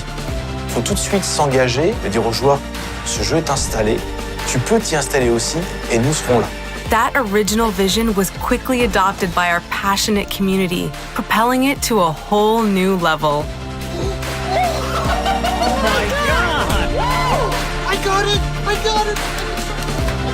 This is such a special moment, and being at 1 year anniversary of Rainbow Six now, game being stronger than ever, and more players today than we had in the past, it means the world to us. But we also had our share of challenges. health that touches upon subjects like matchmaking, connectivity. All those aspects are absolutely critical to the experience of the player.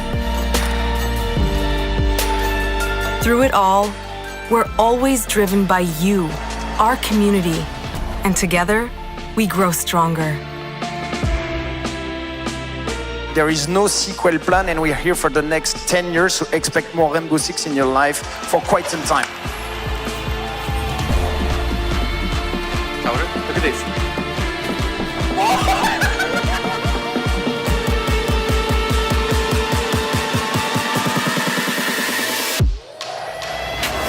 Tous les succès, c'est vraiment le résultat de autant de nous que de vous.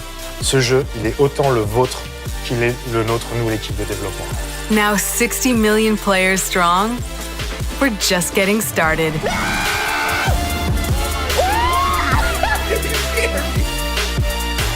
From the devs that build the game to the community that plays it, thank you.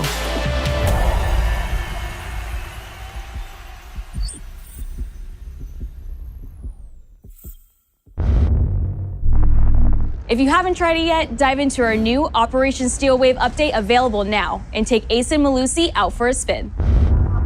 A few days ago, we introduced y'all to a brand new multiplayer shooter. Now, it's time to venture into the Hyperscape.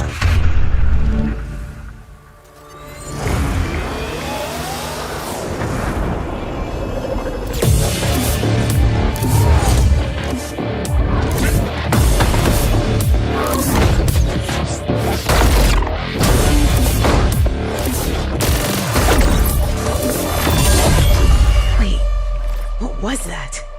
A hack in the Hyperscape. That's not supposed to be there. Let me get you all up to speed, okay? About 30 years ago, everything that we feared about our future started to come true. We made some good decisions. We made some bad decisions. Actually, we made a lot of bad decisions. So, here we are. 10 billion souls living in the crush of the megacities. But the people at Prisma changed everything.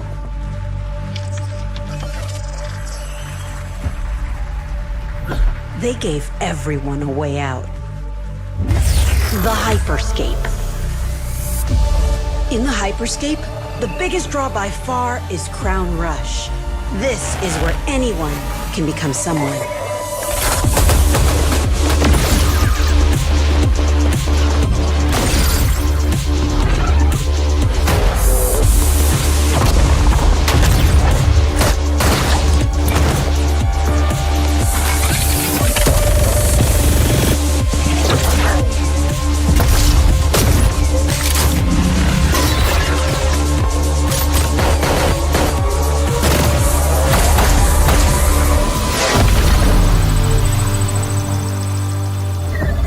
If you get good at Crown Rush, it can change your life. But strange things have been happening lately. Rumors of people getting hurt. Users disappearing from the real world. A darker secret lies at the heart of Hyperscape. And we have to find it. Some of us are searching for a way up. Some of us for a way out. And for others, a new way altogether. That's what brings us to the edge of the future. To the Hyperscape. I'm JC, Creative Director on Hyperscape. JC's work on Far Cry Primal and multiple Prince of Persia titles has established him as a top creative here at Ubisoft. For me, what's exciting is we started building it from scratch. Seeing it grow, adding ideas is really cool. Hello, contender. Welcome to the Hyperscape. The game takes place in 2054. It's in a future where humanity has grown a little darker. One of the companies there, they are launching what's called the Hyperscape, which is a virtual world and the internet of the future. It's the place where everything converges. Within the virtual world, there is a battle royale that takes place in the virtual city of Neo Arcadia.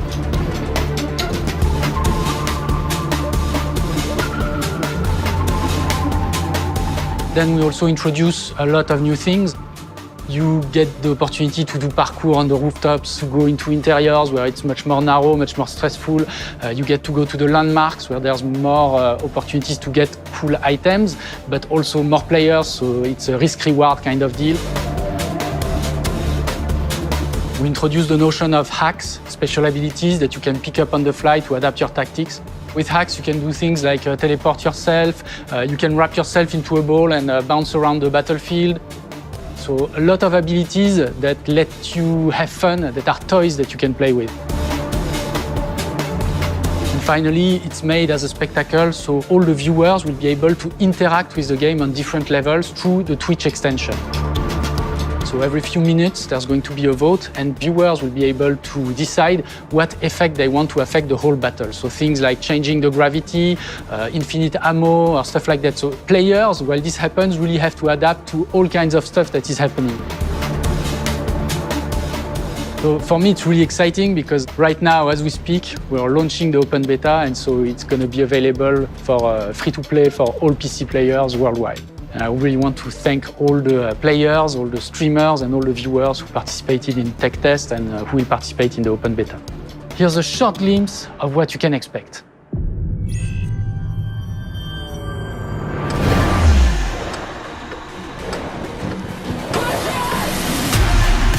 Watch and learn how it's done. Perfecto. Showtime. Mine. Let's show them what I'm made of. Go time.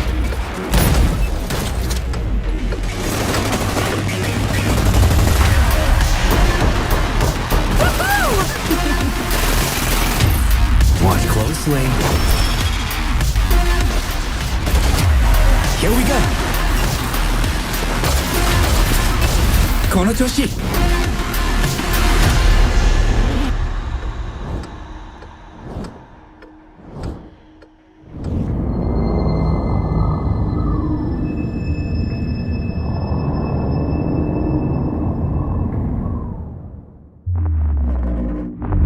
The digital world of the Hyperscape gave our artists and developers incredible freedom when it came to designing characters. Production manager Ana Maria Musca is going to take us behind the scenes of character design.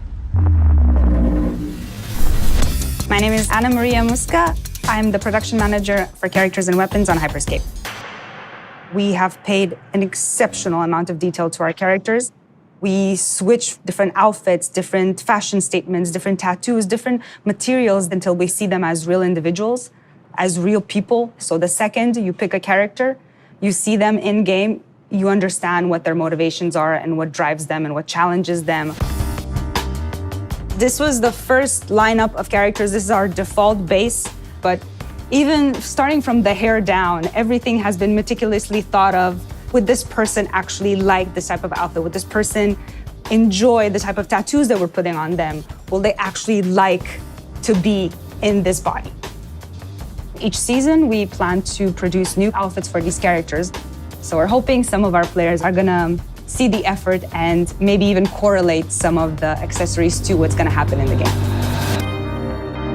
We're very excited to see it in people's hands. As we move into the next generation of gaming, Ubisoft has been working closely with console makers to take advantage of all the extraordinary capabilities these new consoles will offer. Now we have a special guest to tell us a little more. Hey everyone, Phil Spencer from Xbox. With Watch Dogs Legion, Ubisoft is supporting smart delivery. So you will get the absolute best version of the game on any version of Xbox you're playing on. On Series X, you'll get to take advantage of the amazing work the team has done with DirectX ray tracing to create an absolutely immersive version of London like you've never seen before. Ubisoft has a unique ability to create immersive worlds, setting a new bar that continues to drive our industry forward. I'm a huge fan of Assassin's Creed. I love the time I've spent exploring the world in Assassin's Creed Odyssey. and I can't wait for you to see the gameplay from Assassin's Creed Valhalla that's coming up now. All right, we know you've been waiting to hear more about this game since it was announced back in April. And now it's time for a deep dive into the world of Vikings. My name is Julien Laferrière, and I'm the producer of Assassin's Creed Valhalla. So a couple of weeks ago, we announced Assassin's Creed Valhalla, and the reaction from the fans was just amazing. The time period of Vikings is really, really inspiring. When we did our research, we found that, they were not mindless barbarians. Vikings were actually farmers trying to find new lands for them to settle. And so they had really human motivations.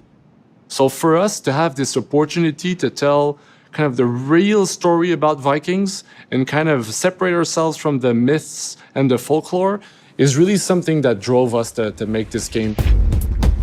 The team went to Norway and England to take the same roads that the Vikings did, to really experience what it meant to be a Viking at that time. And then leaving Norway, which is barren but majestic, and just coming by boat in England and see those rolling green hills full of sheep, full of life, is just this moment that most likely the Vikings felt as well. You need to see this land of opportunity. And this is exactly the feeling we want players to experience in this game. It is a personal adventure, it is the story of Eivor, a Viking chieftain. Eivor is either a male or a female. You decide when you start the game. They will have to leave Norway to settle in England because you just can't live in Norway anymore. There's too much political pressure, no resources available.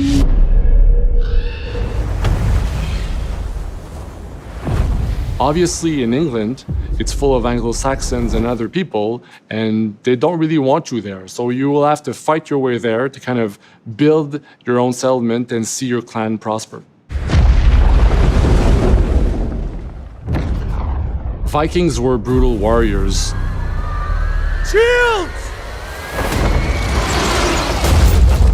And the fact that they were mastering a lot of weapons coming from the medieval times really inspired us to kind of revamp the fight system, to leverage the brutality and the intensity of Viking combat. Vikings were not only fighting face-to-face, they were masters of stealth and deception when needed. They used basically any sort of tactics they could use to win the battle. So we want to portray the full range of combat that you can imagine coming from the Vikings.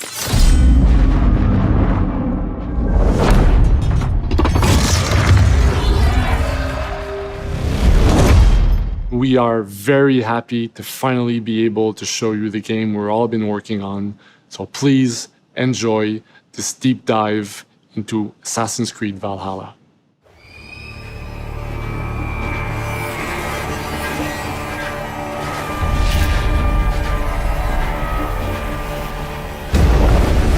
In Assassin's Creed Valhalla, you will relive the epic saga of the Viking invasion of England. You play as Eivor, a Viking from Norway, who will lead his or her battle-hardened warriors across the North Sea to the British Isles. Eivor is driven by an ambitious goal, to build a thriving Norse settlement in a hostile land. For the good of our clan, it is time we go a Viking. Today we raid, that tomorrow we may build. England is a dark age tangle of broken kingdoms and warring dynasties, a land of opportunity and riches. As you prowl England's rivers by longship, you may raid locations you spot from the shoreline. Ground your ship and blow your horn to lead your raiding crew into battle.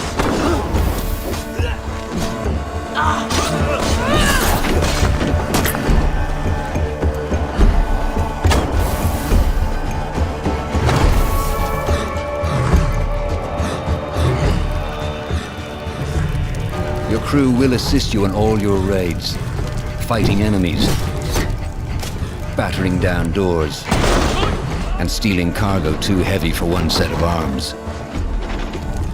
Whatever riches and resources you pillage may be used to develop your settlement, giving you access to useful services, better tools, and new settlers. At the heart of your settlement is the Alliance map. It will serve as a record of the allies you have made, and a guide for future opportunities. The Viking Age was a time of warriors and legends. In Valhalla, you will find the largest variety of enemies ever assembled in an Assassin's Creed game. Every archetype offers a unique challenge. Some will coordinate with their allies for special attacks, while others will use nearby objects to their advantage, including the bodies of fallen warriors. To face these attacks, you must find and exploit your opponent's weaknesses to gain the upper hand. Take the fight to your foes with a host of brutal new combat abilities. Snare them with the Viking harpoon. Pummel them with throwing axes. Incapacitate them with the new stun system to keep them at a distance, or finish them off. Dual wield any two weapons you wish to unleash a deadly combination of attacks. Customize your fighting style as you see fit, and become a legendary Viking warrior.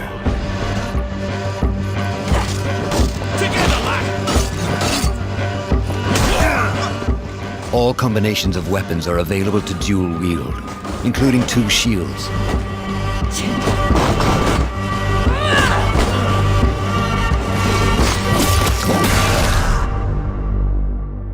Not all situations call for violence.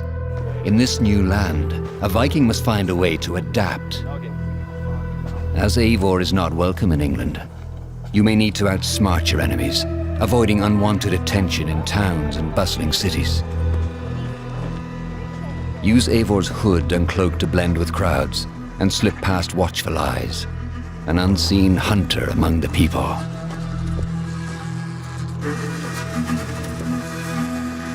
From capital cities and villages to the dense forests and rolling hills of England, exploration is vital to keeping yourself sharp. You must feed off the land if you hope to endure. Hunt and forage to replenish your health and fortify your equipment. Search pagan temples and Roman ruins for new activities and challenges to strengthen yourself and your settlement. The more you explore, the more of England's secrets you will reveal. Ravens, show no mercy! But as you push deeper into England, the enemy will push back. In a series of climactic moments, Assassin's Creed Valhalla will feature massive assaults in which you will lead Eivor's army into battle against heavily guarded Saxon fortresses. Today, we will reclaim her. Today, we fight for your land. And tomorrow, we rebuild! For East Assassin's Creed Valhalla will transport you to wondrous and haunted lands, inspired by Norse myths and England's pagan roots. It will challenge and surprise. Thank you, with unforgettable characters, thrilling triumphs, and tragic losses, giving you the chance to live your own Viking saga.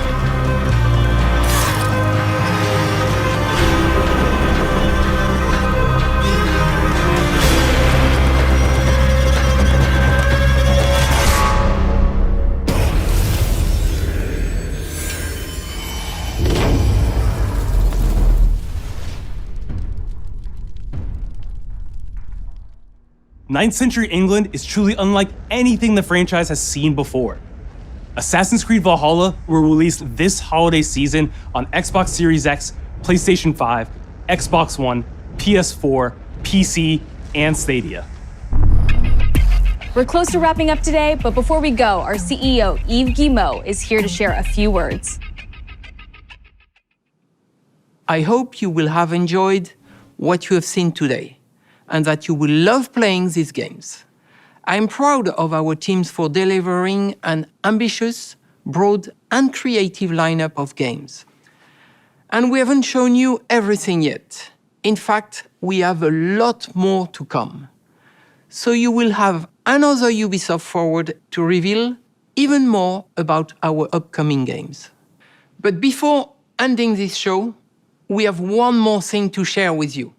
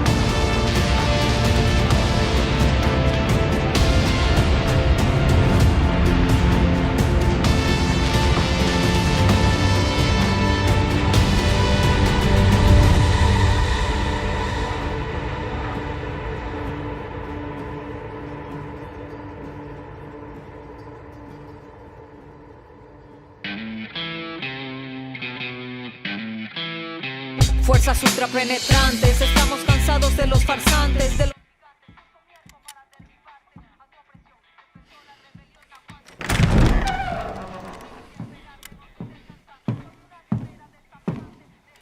It's beautiful, Migo. Perfect, but useless. I have something for you, Diego. Give me your hands. Papa. Now, the grenade is simple. It has 4 basic parts. The shell, which contains the explosive, the fuse, the handle, and of course, the pin. What are you doing? Breathe, Diego. Breathe. The pin simply holds the handle in place. It is only when you let go that this grenade goes boom.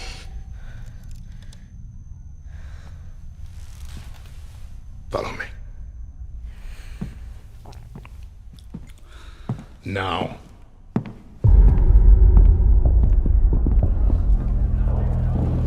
I am El Presidente, which means that someday you will be El Presidente. And our people, they do not know how to be happy. They are torn apart by opinions, noise, indecision, strangled by their own freedoms. And even if you have love in your heart, even if you want what's best for them, if you only want to save them from themselves,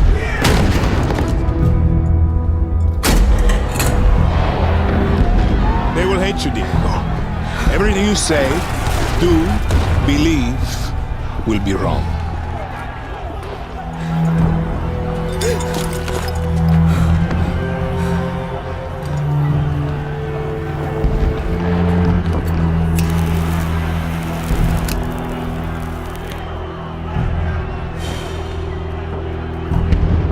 They will answer you with screams,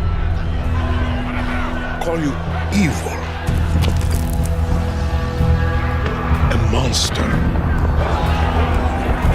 and give you this. So you tell me, are you evil?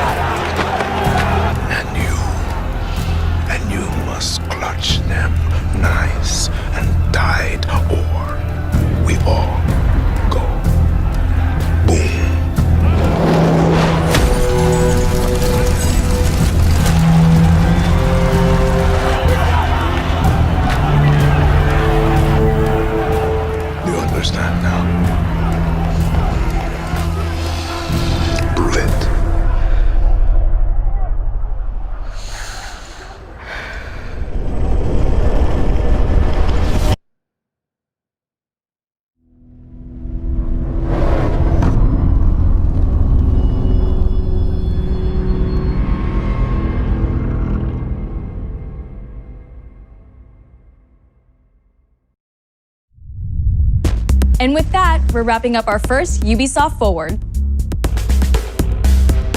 Today, we've seen the next generation of Assassin's Creed, the birth of a resistance in Watch Dogs Legion, the cyber chaos of Hyperscape, and the epic reveal of Far Cry's newest installment, along with so much more. Remember, we'll be back later this year with another Ubisoft Forward filled with tons of game news and updates. Thanks for joining us.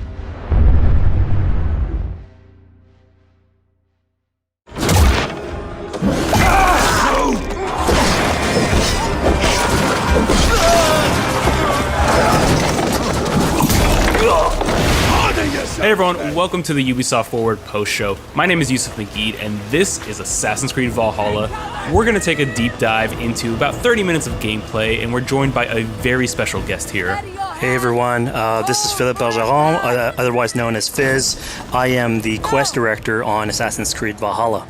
So Fizz, we're setting up here for what looks like an epic encounter. Tell us exactly what's going on here. Yeah, so here we're midway through the quest that we're showing for UB Forward. Here we're looking at the assault of Berg Castle. So these are big moments that usually sort of culminate at the end of the story. And so here Eivor, our Viking raider, is taking a group of raiders and Fyrds into Berg Castle to go and take down Rued and his clan.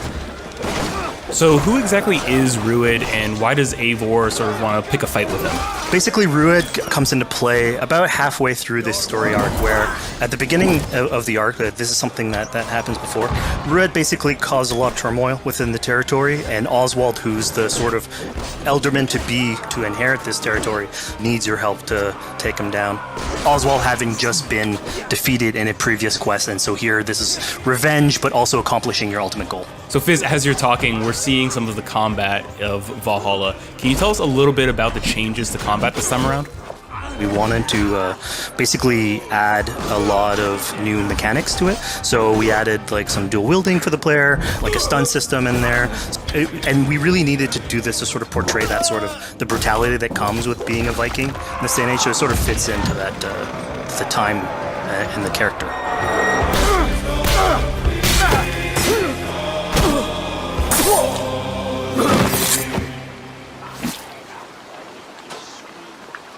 Oswald. He lives. Oswald lives! Eivor, is that you? Shut your ass, twig spine. Here, Eivor has taken her entire army through the assault, and finally it's revealed that our Elderman, our ally, Oswald, is still alive, and Rued has him captive. So this is what it comes to, Wolfkist? Two Danes fighting over a filthy Saxon whoreson? If this swine is your prize, come and get him! So now that we've seen that Oswald is alive, we have Rued within our sights. What's the next step here?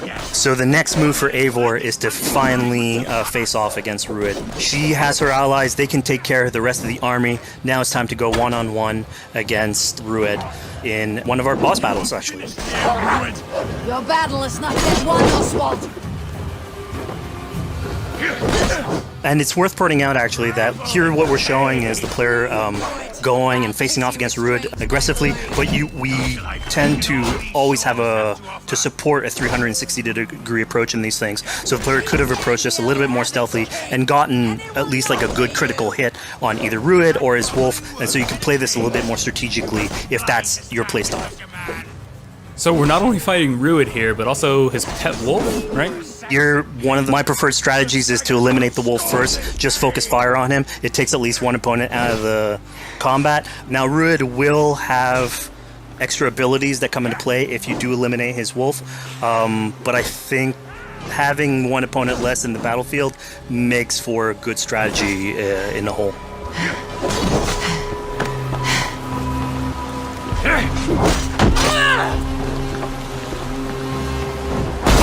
Your efforts. Only the cold dark of Niflheim awaits you. Valhalla is my destiny. That fate will not be met today. Why doesn't they should be roomed, Wolfkist? Made thralls, not treated as equals.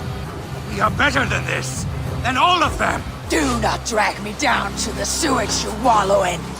Lead us a Again, fight tooth and nail for a sanction. You'd throw in with these wastrels? These arrogant swine? Eivor, no! He should be tried before God, a lawful assembly. All right, so we've defeated Rued, we freed Oswald. What comes next? Oswald, in this case, prefers for Rued to be kept alive, and so you basically have to choose, are you going to go against his wishes or stay true to your nature? So we have this choice to make, but before we get into that, I want to rewind a little bit because we just did this big, grand assault, but Eivor couldn't have done it alone. She clearly had to recruit some folks along the way, get some troops, get some allies. So let's actually rewind and see how we went about first gathering those troops. Right, so when coming up to an assault, it's a game of numbers. Eivor can go into pretty much any location and be a stealthy Viking, eliminating some of the assets, which ultimately would be a strategy. You can do that, and you'll have some of the ingredients or of the assets there that will have been sabotaged, but you still need an army. So here what we're seeing is Eivor going around the countryside and raising what we call a Fyrd, which is the men and the women of the territory who come up and fight in the name of a king. So here Eivor is going around and trying to convince people to fight in the name of Oswald to finally take down the oppressor that is Rued. Defending East Anglia, defending you. Will you not do the same? What? Die in defense of a lost cause? Yeah, so she's really using like the image and like the leadership that Oswald had, what he meant to the people in his name. She's going to recruit these people. Pretty words, Dane. But the men of Theovard have their own battles to fight. So we're told by this Reeve that there are troops, there are allies that he could add to our cause, but first we sort of need to do him a favor, is that right? Yeah, so obviously these people have been run down by Rued and the impact he's had on the territory, so I think a lot of these people have sort of lost hope. And so you need to show them that there is hope. And so here Eivor is basically helping them take back one of their prized locations by taking a couple men and raiding a nearby township, basically taking it back for the people and showing that there's a reason to continue fighting and then get them on your side.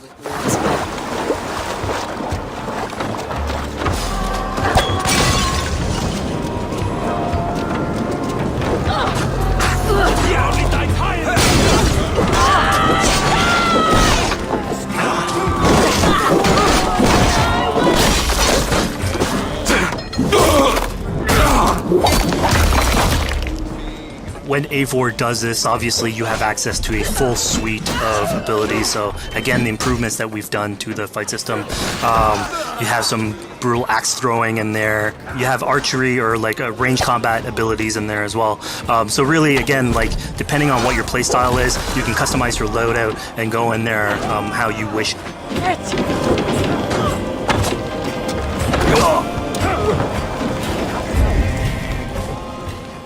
Fizz, we just saw this giant pulse go out. What exactly was that? So that is what we call the Odin sight. The Odin sight is basically our interpretation of the eagle vision from previous games, and we thought it was good to sort of bring that back.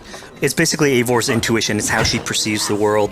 When player uses that, it'll highlight basically interactive objects, like things that will bring her an advantage. So we'll have arrows, like health consumables that are in there. So it really is like a good way of sort of understanding the world and showing you like things that you can go and touch. Yeah, I mean, speaking of things we can touch, we just picked up this awesome new weapon. It's something we wanted to play with on Assassin's Creed Valhalla, where we have fewer weapons in the game, but you can invest in them more, so they become your weapon. And so depending what your preferred playstyle is or your preferred weapon type, then you can go and choose, I'm gonna fight with this weapon and invest heavily into that. Not only are we looting weapons, but we see something here called the Book of Knowledge. Can you tell us a little bit more about that? They unlock skills for the players. So here you can see the Valkyrie dive that has just been unlocked. We have these spread out throughout the world, so again, to promote exploration and discovery. As you travel through the world and you explore locations, you can find these books that will add abilities that you can go and invest in, put into your loadout, then go into the different locations with the different quests in the game and use those depending on what your playstyle is. now we've recaptured this village, we've secured more troops for our assault. Let's jump back now and figure out what we want to do with Rued. The rightful king of East Anglia has spared your life today, and so it will be.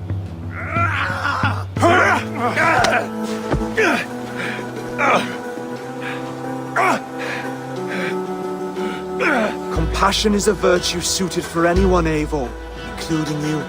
Thank you. Eivor decided to let him live. Rued is really angry about that. Being a Norse Viking, being put to the death in battle is your road to Valhalla, so he was basically denied access to Valhalla in this situation. Obviously, all of these decisions come into play later on in the game, so we have very difficult decisions for the player to make. We didn't want to have easy decisions.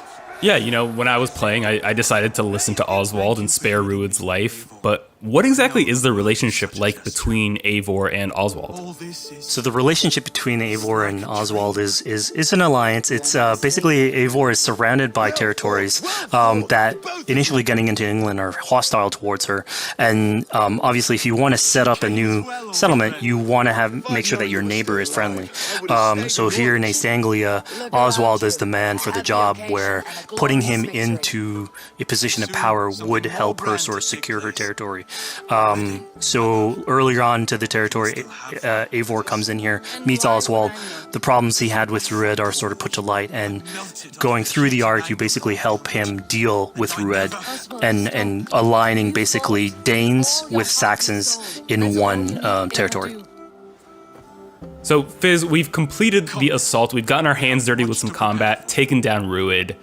We have this big open region of East Anglia, so before we head off to Oswald's wedding, what do you say we head out, have some fun, and see what we can get into in the open world? That sounds great. So we see a cat here with a speech bubble above it, and you best believe if you let me talk to a cat, I'm gonna talk to a cat. Yeah, these are some of our some of my favorite moments actually in the game, where we put out a whole bunch of events throughout the territory. And it sort of rewards, again, exploration, going around. It's a chance for us also to sort of showcase a different side of Eivor. A lot of the quests sort of deal more with like politics and warfare, and this shows a slightly more human nature to her. So it permits us to explore that character a little bit more. And so here, basically, like you're trying to help a kid with his cat, and ultimately get that cat to sort of join your crew as a cat raider. You just said cat raider way too casually.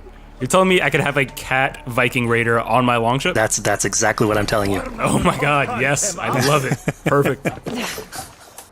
So yeah, as you're riding around the rivers of England, you would see a cat basically walking around your longship, keeping your Viking raiders company. You know, speaking of the Viking longship, we're seeing some of that gameplay here now. Can you talk a little bit about how that works and functions in Valhalla? Yeah, so starting out on this project, I think the Viking longship is one of the biggest images that we all have when we think about Vikings in our game. And so Vikings had this awesome design for longship that had a very shallow hull, so it permitted them to go very far inland very quickly, and you could basically disembark Viking raiders like on pretty much any shore. We added that into the game, where you can basically sail up to any location and then just decide to disembark with your guys and raid a location, loot all its treasure, get back in the ship, and then continue sailing down the river to your next opportunity. So I know past Assassin's Creed games allowed for songs and things like that to be sung on ships. Will Valhalla have a similar version of that? Yeah, so this is something we actually wanted the crew of your ship to become like your home away from home. So we added stories and songs into the ship. So basically, as the player is going around, you could decide to have your skald sort of sing a song for you as you row down the river. But you can also decide, depending on who the raiders are in your ship, to hear more about their life. So you can actually queue up stories, and they'll give you a little bit more background on who they are. So you get to know your sort of fighters as you're traveling around the world, which is a cool moment. So here we're seeing a bit of a different view. What exactly are we looking at? We had this on previous Assassins where you would like ride on your horse and you could pull out, have the horse sort of follow the track. We have a similar thing for the ship where you can put up your sails. It's cruise control for the ship, so you can pull back, take in the scenery, listen to some songs or some stories, and just take it all in.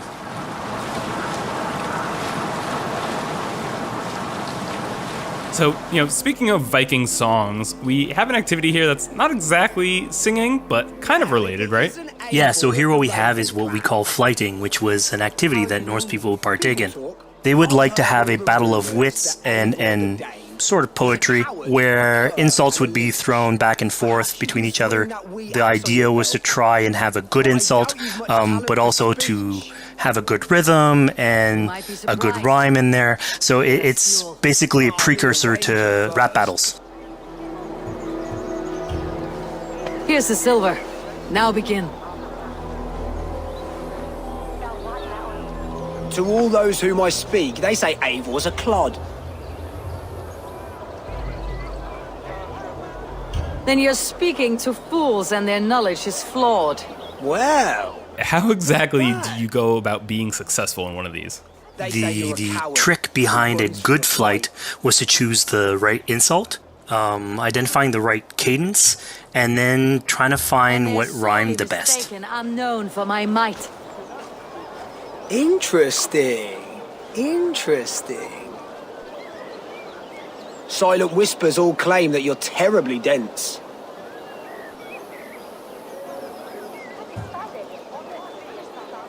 Then you've clearly misheard them. My wit is immense.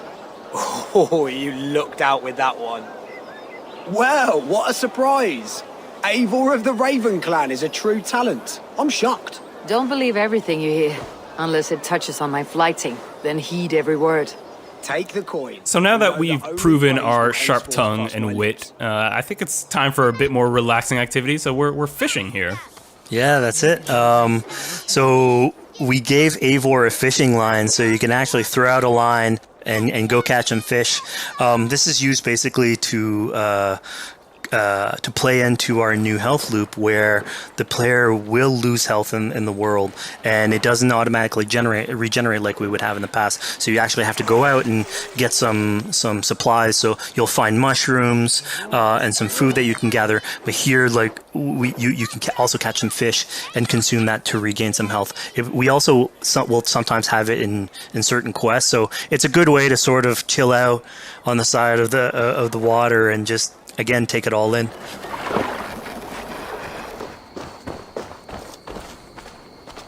So this is what we call one of our offering altars. So the idea is that you find these around the world and you make offerings to it. So it'll take like animal parts and stuff that you can find throughout the world. Here what you're seeing though is sort of like a fancy version of it where as you do your offering you get interrupted by some kids that basically come and steal your stuff. So it was just a way for us to sort of showcase that like the systems and the activities in the world can sort of play in with some quests and some little events. So it's our way to sort of dress up these moments and make it all fit inside the whole experience. Yeah, this seemed like a really sort of unexpected turn for what I thought was going to be kind of a simple interaction. Yeah, and it's really what we were trying to do with these events is to give another dimension to Eivor, other than just, the pure rar Viking or the politician. Because you can imagine at some point that will grow old if you're always telling that version of the character. So it lets us really go into the depth of who is Eivor, what motivates her, how she can interact with the world outside of warfare and politics. Your stealth needs work. We were close. And it also showcases like a different facet of the world at the same time. It's not only Eivor. So it just widens the breadth of the stories that we can tell. So who exactly are these two children? These are kids of East Anglia. They are going through tough times with whatever Rudid's been doing to the territory. And so they're just here trying to survive and basically exploit the people that are there to make offerings. It was kind of nice to see that Eivor wasn't really necessarily upset at them for stealing, and after you talk to them, you have the choice of helping them. You can, give them food, give them some money, or maybe just say, "Hey, good luck, on your way." Yeah, and then this is something we also wanted to do a lot. Like, so here we're doing an event, we do it in Quest as well, but we want to give a lot of this agency into players' hands so that they can sort of shape Eivor a little bit, who she is, so it represents them a little bit more, and they can roleplay that a little bit better. And again, it just gives her like a little bit more humanity in these moments. What large walkers should do. Provide for small walkers.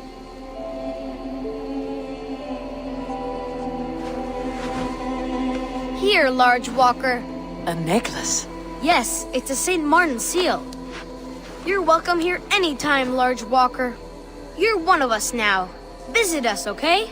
I will. Take care now, small green walkers. So I think AC veterans might recognize this here, but what exactly is Eivor chasing down? Yeah, so here you're seeing Eivor running down one of our tattoo images. So this is challenging the player on free run abilities, but also for fans of the series, sort of pulling at their heartstrings for some beloved features. So are we going to be able to tattoo Eivor? Yes. By collecting these tattoos, you actually bring them back to your settlement, and then you can customize different body parts, having different tattoos everywhere. So again, another form of expression, and it's sort of to represent that Viking culture. Fizz, one of my favorite things when I was just out there exploring East Anglia was coming upon a house or a building and realizing that there was a chest inside, but that there was no easy way in. And in this case, I saw all the doors were barred, but I knew that because there was a chest in there, there must have been some way to get inside. So I went around the back and, found a way in. Yeah, I'm glad you actually caught on to that. You're pointing at something that we wanted to work on a lot on Valhalla, where we wanted the exploration to make you feel smarter. So we played a lot with puzzle solving, so making sure that every house that you find sort of appeals to you, like it draws your attention, and then when you want to come and explore, it's not given to you. You still have to work for it a little bit, so it'll challenge you on your observation skills, logic, just trying to find how do I get into this. So we play a lot with level design, quest design to offer challenges to players, and you basically come out of it like with a better feeling for the exploration, but you also get to see more of a story behind these locations, which we've crafted. So it gave us a little bit more time to sort of slow down the experience and tell a different version of a story.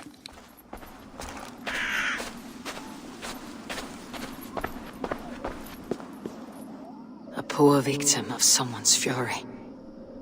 Yeah, I mean, speaking about exploration and just finding things out in the world, I was just wandering and came across this clearing and found this kind of morbid altar.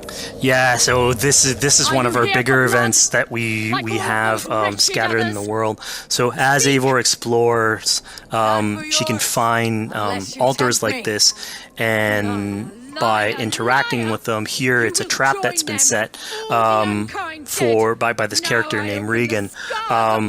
Now, there's a bigger story behind all this. There's multiple steps to it later on. So this is one of the moments. It permits us to go into a slightly more mystical realm and play with a boss fight that has more magical abilities, if we will. And basically have this awesome boss fight in the middle of the swamps. And so here the abilities that you see Regan using are a little bit on the mystical side of things. What's happening is Eivor at the beginning in that trap is poisoned, and so she starts sort of hallucinating, seeing the world in a sort of different light and filter. And so that's sort of what lets us go into the realm of the weird. My rage, spirit of my father's rage, fill me!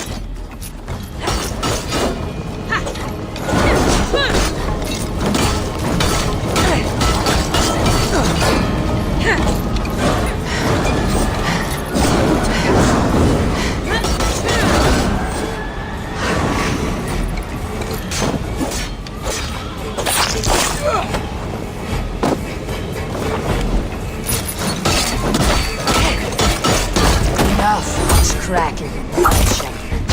Let rest your demons.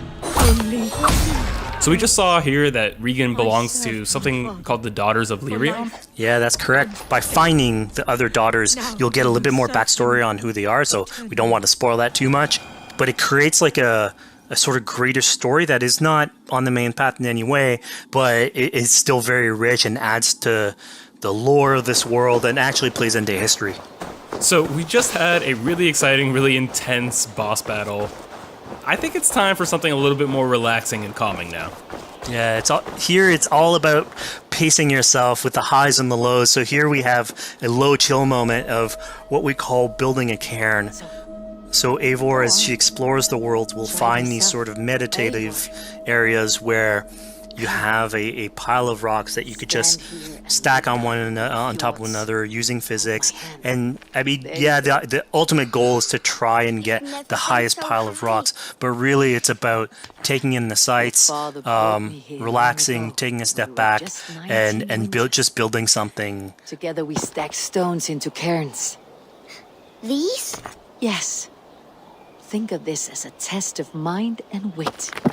Stack the cairn stones high and wide into any shape you like. I mean, you can spend as much time as you want building these things, making them as high as you want, as weird as you want. I'm sure like a lot of these stuff will end up on the internet, like people comparing structures. And the cool thing is that once you've built it and you decide to get out of it, it sort of stays there. And so that's yours, right? And until the moment where you come back and you want to build a new one, it's sort of cool that we were able to give that to players to express themselves.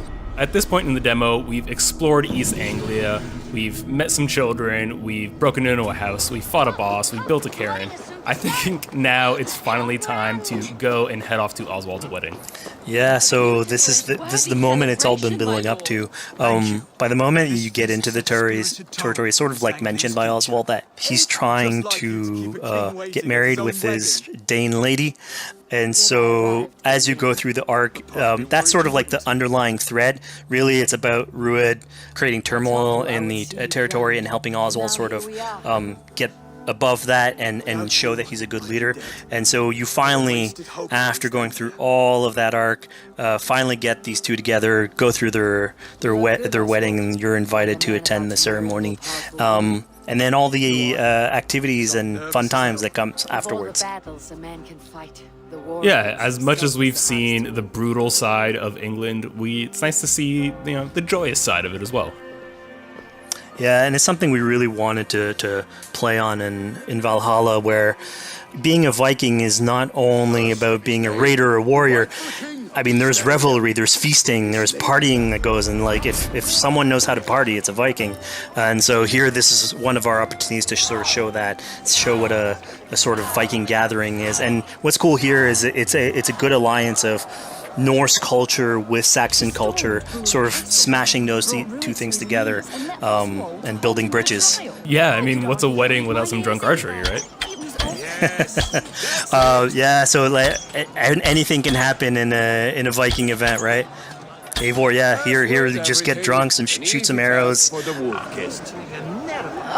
Barely a challenge. Steady all, and ready yourself for the wedding race. The king and his bride against all! My king!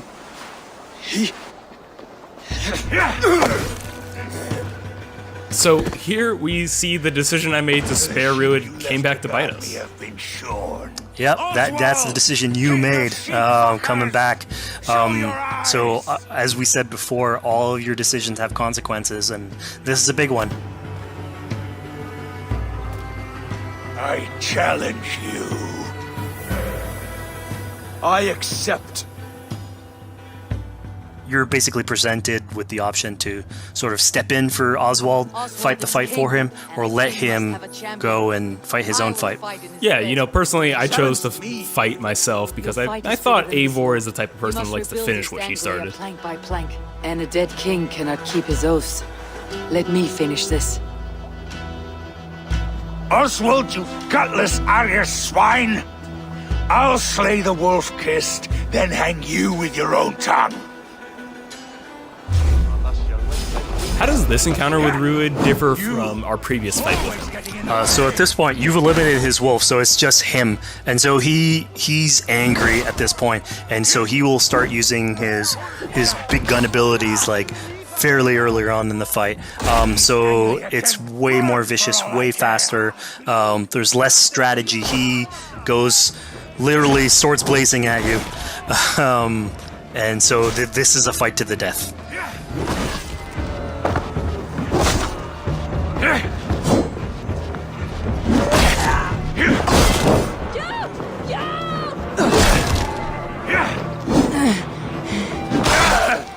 And of course here, like, this is a decision you made to go and fight him, but there's multiple outcomes to this scenario. You could have let Oswald fight his own fight and prove basically his station as the rightful leader. If you had eliminated Rued, obviously this would not have happened. It would have been a slightly more joyous occasion. But ultimately, in all scenarios, you still have an alliance with Oswald. He's proven to be the right leader for this territory and to be a good ally for you. A great service. I promised you an alliance, and now you have it. And one day I will need you to make good on that alliance. So we're about to take off from the wedding, but Eivor decides it's a good idea to check up on her friend Finner. Yeah, so Finner is probably one of the more recurring characters in this arc. You get to meet him very early on. He's a very endearing character, sort of used to have a Viking life, sort of misses it, and going through all these adventures together is sort of like lights that fire back, and so he's willing to join you in your raiders. So he's one of many raiders that you'll encounter in the game, and you can sort of recruit, bring back home, and then have them sort of join you on your adventures on the Longship. He can tell you these stories that we're telling you about. You get to know a little bit more about him. So again, it's a fun way to sort of discover more about these characters that you meet and bring them along for adventures. Together. I'll gather my things. Well, folks, we've come to the end of our Assassin's Creed Valhalla playthrough. Fizz, thank you so much for joining us. When and where can people play it? Assassin's Creed Valhalla will be out on Xbox Series X and PlayStation 5, and is coming to Xbox One, PlayStation 4, PC, and Stadia on November 17th.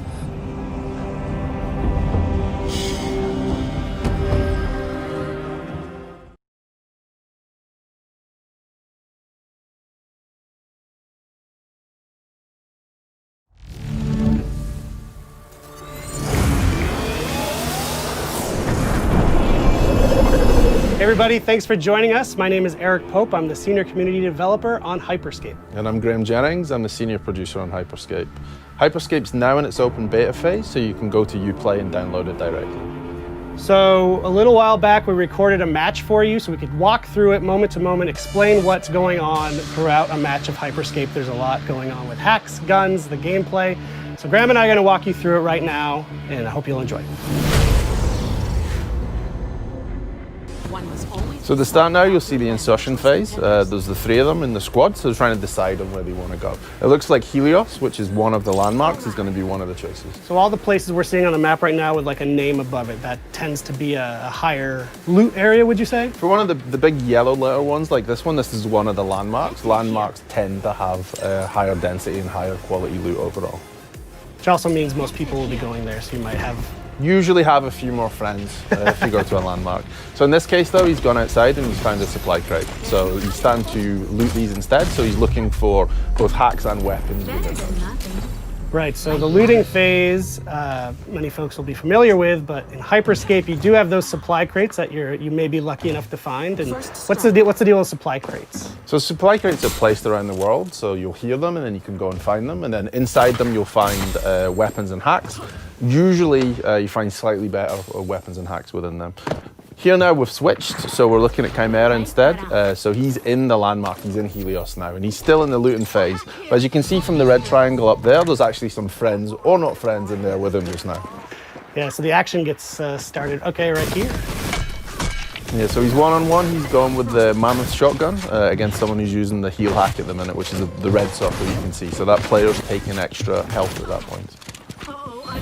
Which looks like it helped him hold his ground against that mammoth. And I believe it helped him survive at that point. There seems to be a few other players in here just now, so the combat started and elimination's got his first kill. Sectors will soon be collapsing. Oh no, so he's just been eliminated actually. Yeah. So he just, he's been eliminated and he's turned into an echo now. So he's going to wait for his friends to bring him back. So he's going to go to one of these restore points, which are basically places where someone else from another squad's been eliminated, and you can be restored and brought back to life at one of those points. So the action pretty much never stops in the game. If you're eliminated, you're not out. You're not stuck watching a camera with someone else. You're still playing, you can inform your squad as to what's going on, and then you can call to be restored at one of those points. There's plenty of people, like you said, who ended up at Helios at the end. There's at least 3 other squads. So we can also see when you have a teammate who needs a revive, it's called out on your... Yeah, the green icon you can see at the side is him calling for a revive at this point. So Mr. Gomi's busy eliminating other players, which will cause more revive points to appear as well. This guy's low on health, so I don't think he's going to last long for that. Okay, so I see once someone's eliminated, they drop a revive point that you can use. What you'll actually see at the minute now is both Chimera and Elimination are both echoes, so it's just Mr. Gomi by himself at present time. So can he survive this and get through? He's going again. There's still a few other players in here, that's for sure. So that was the slam hack he used there. So basically he projected himself up in the air, he landed, he dealt some damage, and he's managed to eliminate the other player. Yeah, he got the elimination with it, which is pretty good. And then he's starting to bring back Chimera at this point, so he's now back into the game. Right. So he's got to reloot and find new weapons again, because when you are eliminated, you go back to just your melee weapon. Okay, so you don't hold on to your gear when you get eliminated. No. So this is the start of the decay you can see. So you see all these blue triangles that are appearing. This is how we basically do, map size reduction and zone reduction to bring players towards a smaller map into the center. So instead of having a circle that shrinks, we've decided to actually dissolve the map. And is it kind of the same? Will you always know which districts are decaying first? You can see from the map when you bring it up what's going, and you'll also see the icon when he turned on the left-hand side of the screen a second ago, which shows you where the safe area to go is. So at the top it will show you sector is closing, and then you've got the little icon of the person running with a distance against it. That tells you where to go to the next safe place.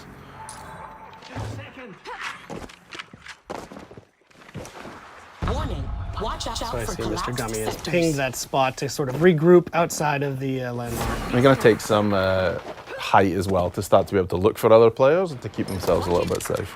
So he's seen another player, so he's starting to throw salvos at him, and probably the skybreaker too. Yeah. You see the red exclamation marks? That's basically his teammates pinging and saying, hey, there's an enemy over here. And he's been shot out from behind, so there's definitely players around. You'll see him going to go high again to try and take some positional advantage to get up, because he knows there's another team on the roof up there. He doesn't want to be below them, especially not with his salvo grenade launcher. Well, what I'm noticing is that they're doing a good job of switching from street level to the rooftops. Is that kind of a good way to approach a game of Hyperscape, to not just stay in one area? You should really use the variety between streets, interiors, and rooftop for navigation and to keep yourself safe. Rooftops are great to see what's going on, but you're also then a target to snipe. So you really need to adjust height and interior, exterior as you go, just to keep yourself safe. And to aggressively loot too, to find the best stuff. So he just picked up a golden skybreaker. What does the gold mean? That is the top tier of skybreaker. So basically, you can have a level 5 skybreaker, which is what he just picked up. We will fusion weapons together. So if you have a skybreaker and you find another skybreaker, it will go to level 2. Find another one, it will go to level 3. And what he has now, as you can see in the bottom bar there with the yellow, he has the top tier of the skybreaker, so this does more damage. So each time you fusion something, a weapon or a hack, it will go up in various different abilities. So you're basically, just to loot up, to fuse up, you just need to find a duplicate of your weapon or hack, and that's all. Yeah.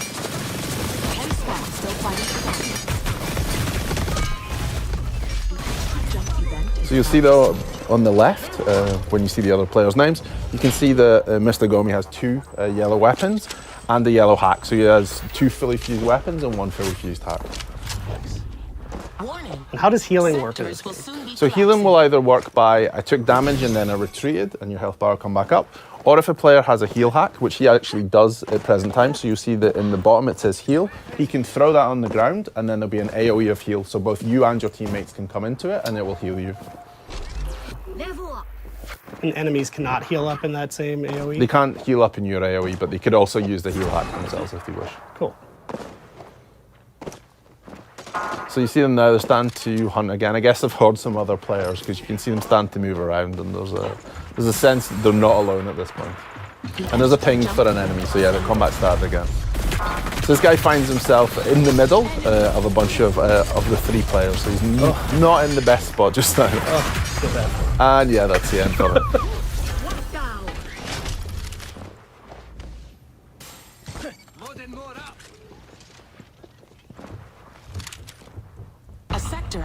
So if you manage to fusion one of these hacks then again. So here you'll see the decay started. The player found himself out in the decay as it was starting. You had no cover left, so you find yourself out in the open, and they eliminated him with a Ripper at that point.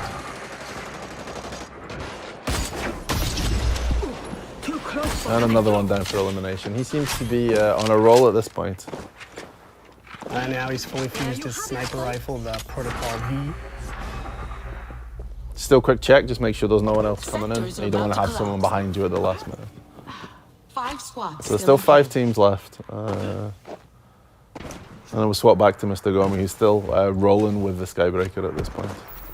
It's worked out well for him. Yeah. The decay's starting to happen in this region too, so we're starting to move forward a little bit. They have a nice variety of weapons between them. You know, someone's got a salvo, there's a Skybreaker, there's a Ripper. They really split in terms of hacks and weapons, so they have a nice diverse selection in terms of game style. So you see him go up high now, he's probably going to use a Skybreaker. And he has, and that's the end for Takeshi Kazuya. Takeshi Casualing, so now you mentioned that username. You'll notice if you've been watching the feed, the usernames all seem pretty similar in this match. What's the story with that? So this is the feature we call streamer protection. So it allows you to anonymize who's in the game. So this is basically what you can see now. This poor player has managed to find themselves in the corner and tried to hide. Unfortunately, they've been chased in there by someone with a fully fused salvo. So that was kind of the end for them. Dangerous. So they've swapped now and they've gone to the Mammoth instead. So they've swapped out to the shotgun. So it's quick to change your playstyle. You can easily find another weapon you like, and you can adjust based on map size, how many players are left, and continuously adjust. And that countdown that just finished was a health kit event. What does that mean? What are these events that So basically in the top right now, you'll see the cross, and it's kind of ticking down. So this is said that this is the time left for the health kit event. Basically, every match, there will be cards played which change what happens in the match. So this was the health kit event. There's things like low gravity 2, which projects you up in the air and you can jump over. And are these just random, or are players triggering these events somehow? So there's 2 different ways this happens. So there's a Game Master, Grace, who plays them in this case. Or if there's a streamer in the game, the streamer's viewers will get the chance to vote for which one they want to see. So it'll pop up, there'll be 3 different options, and then whichever gets the highest number of votes will be the one that's played in the game. So viewers are directly impacting the streamers. That's through the Crowncast extension. Through the Crowncast Twitch extension. Cool. There's only 3 squads left. A sector has contenders. So here you see that you got caught in the decay then and fell through the building, so trying to move back in. There's only 3 teams left now, so we're starting to get towards a smaller map size, so it's going to become chaotic shortly. And they're just on the edge of this landmark. Of Red Tiger, so they're heading up. Here you'll see at the top it says crown appears in 10 seconds. So basically we have a crown that spawns in the wall. If a player grabs the crown and manages to hold onto it for 45 seconds, they will win that game through what we call crown victory. The only downside to that is once you've picked up the crown, everyone can see where you are and everyone's going to chip you. So yeah, he's got the crown, the countdown is on. As soon as, if he were to get eliminated, it would drop and that countdown would go away, right? Yes, and then whoever picks it up next, that person, the countdown will start again for them. And that's only one of the 2 ways you can win a match of Hyperscape, right? Yeah, you can win via the crown if you want to take it and maneuver. This is why you'll see the really high up to own the higher space, or you can eliminate all the other teams. You could sneak around and grab that crown and survive. If you use your hacks well and you use your movement and hide a lot, then yeah, you could possibly grab the crown, get to the end, and then win via a crown victory. Wow. There it is. A screen I'll never see.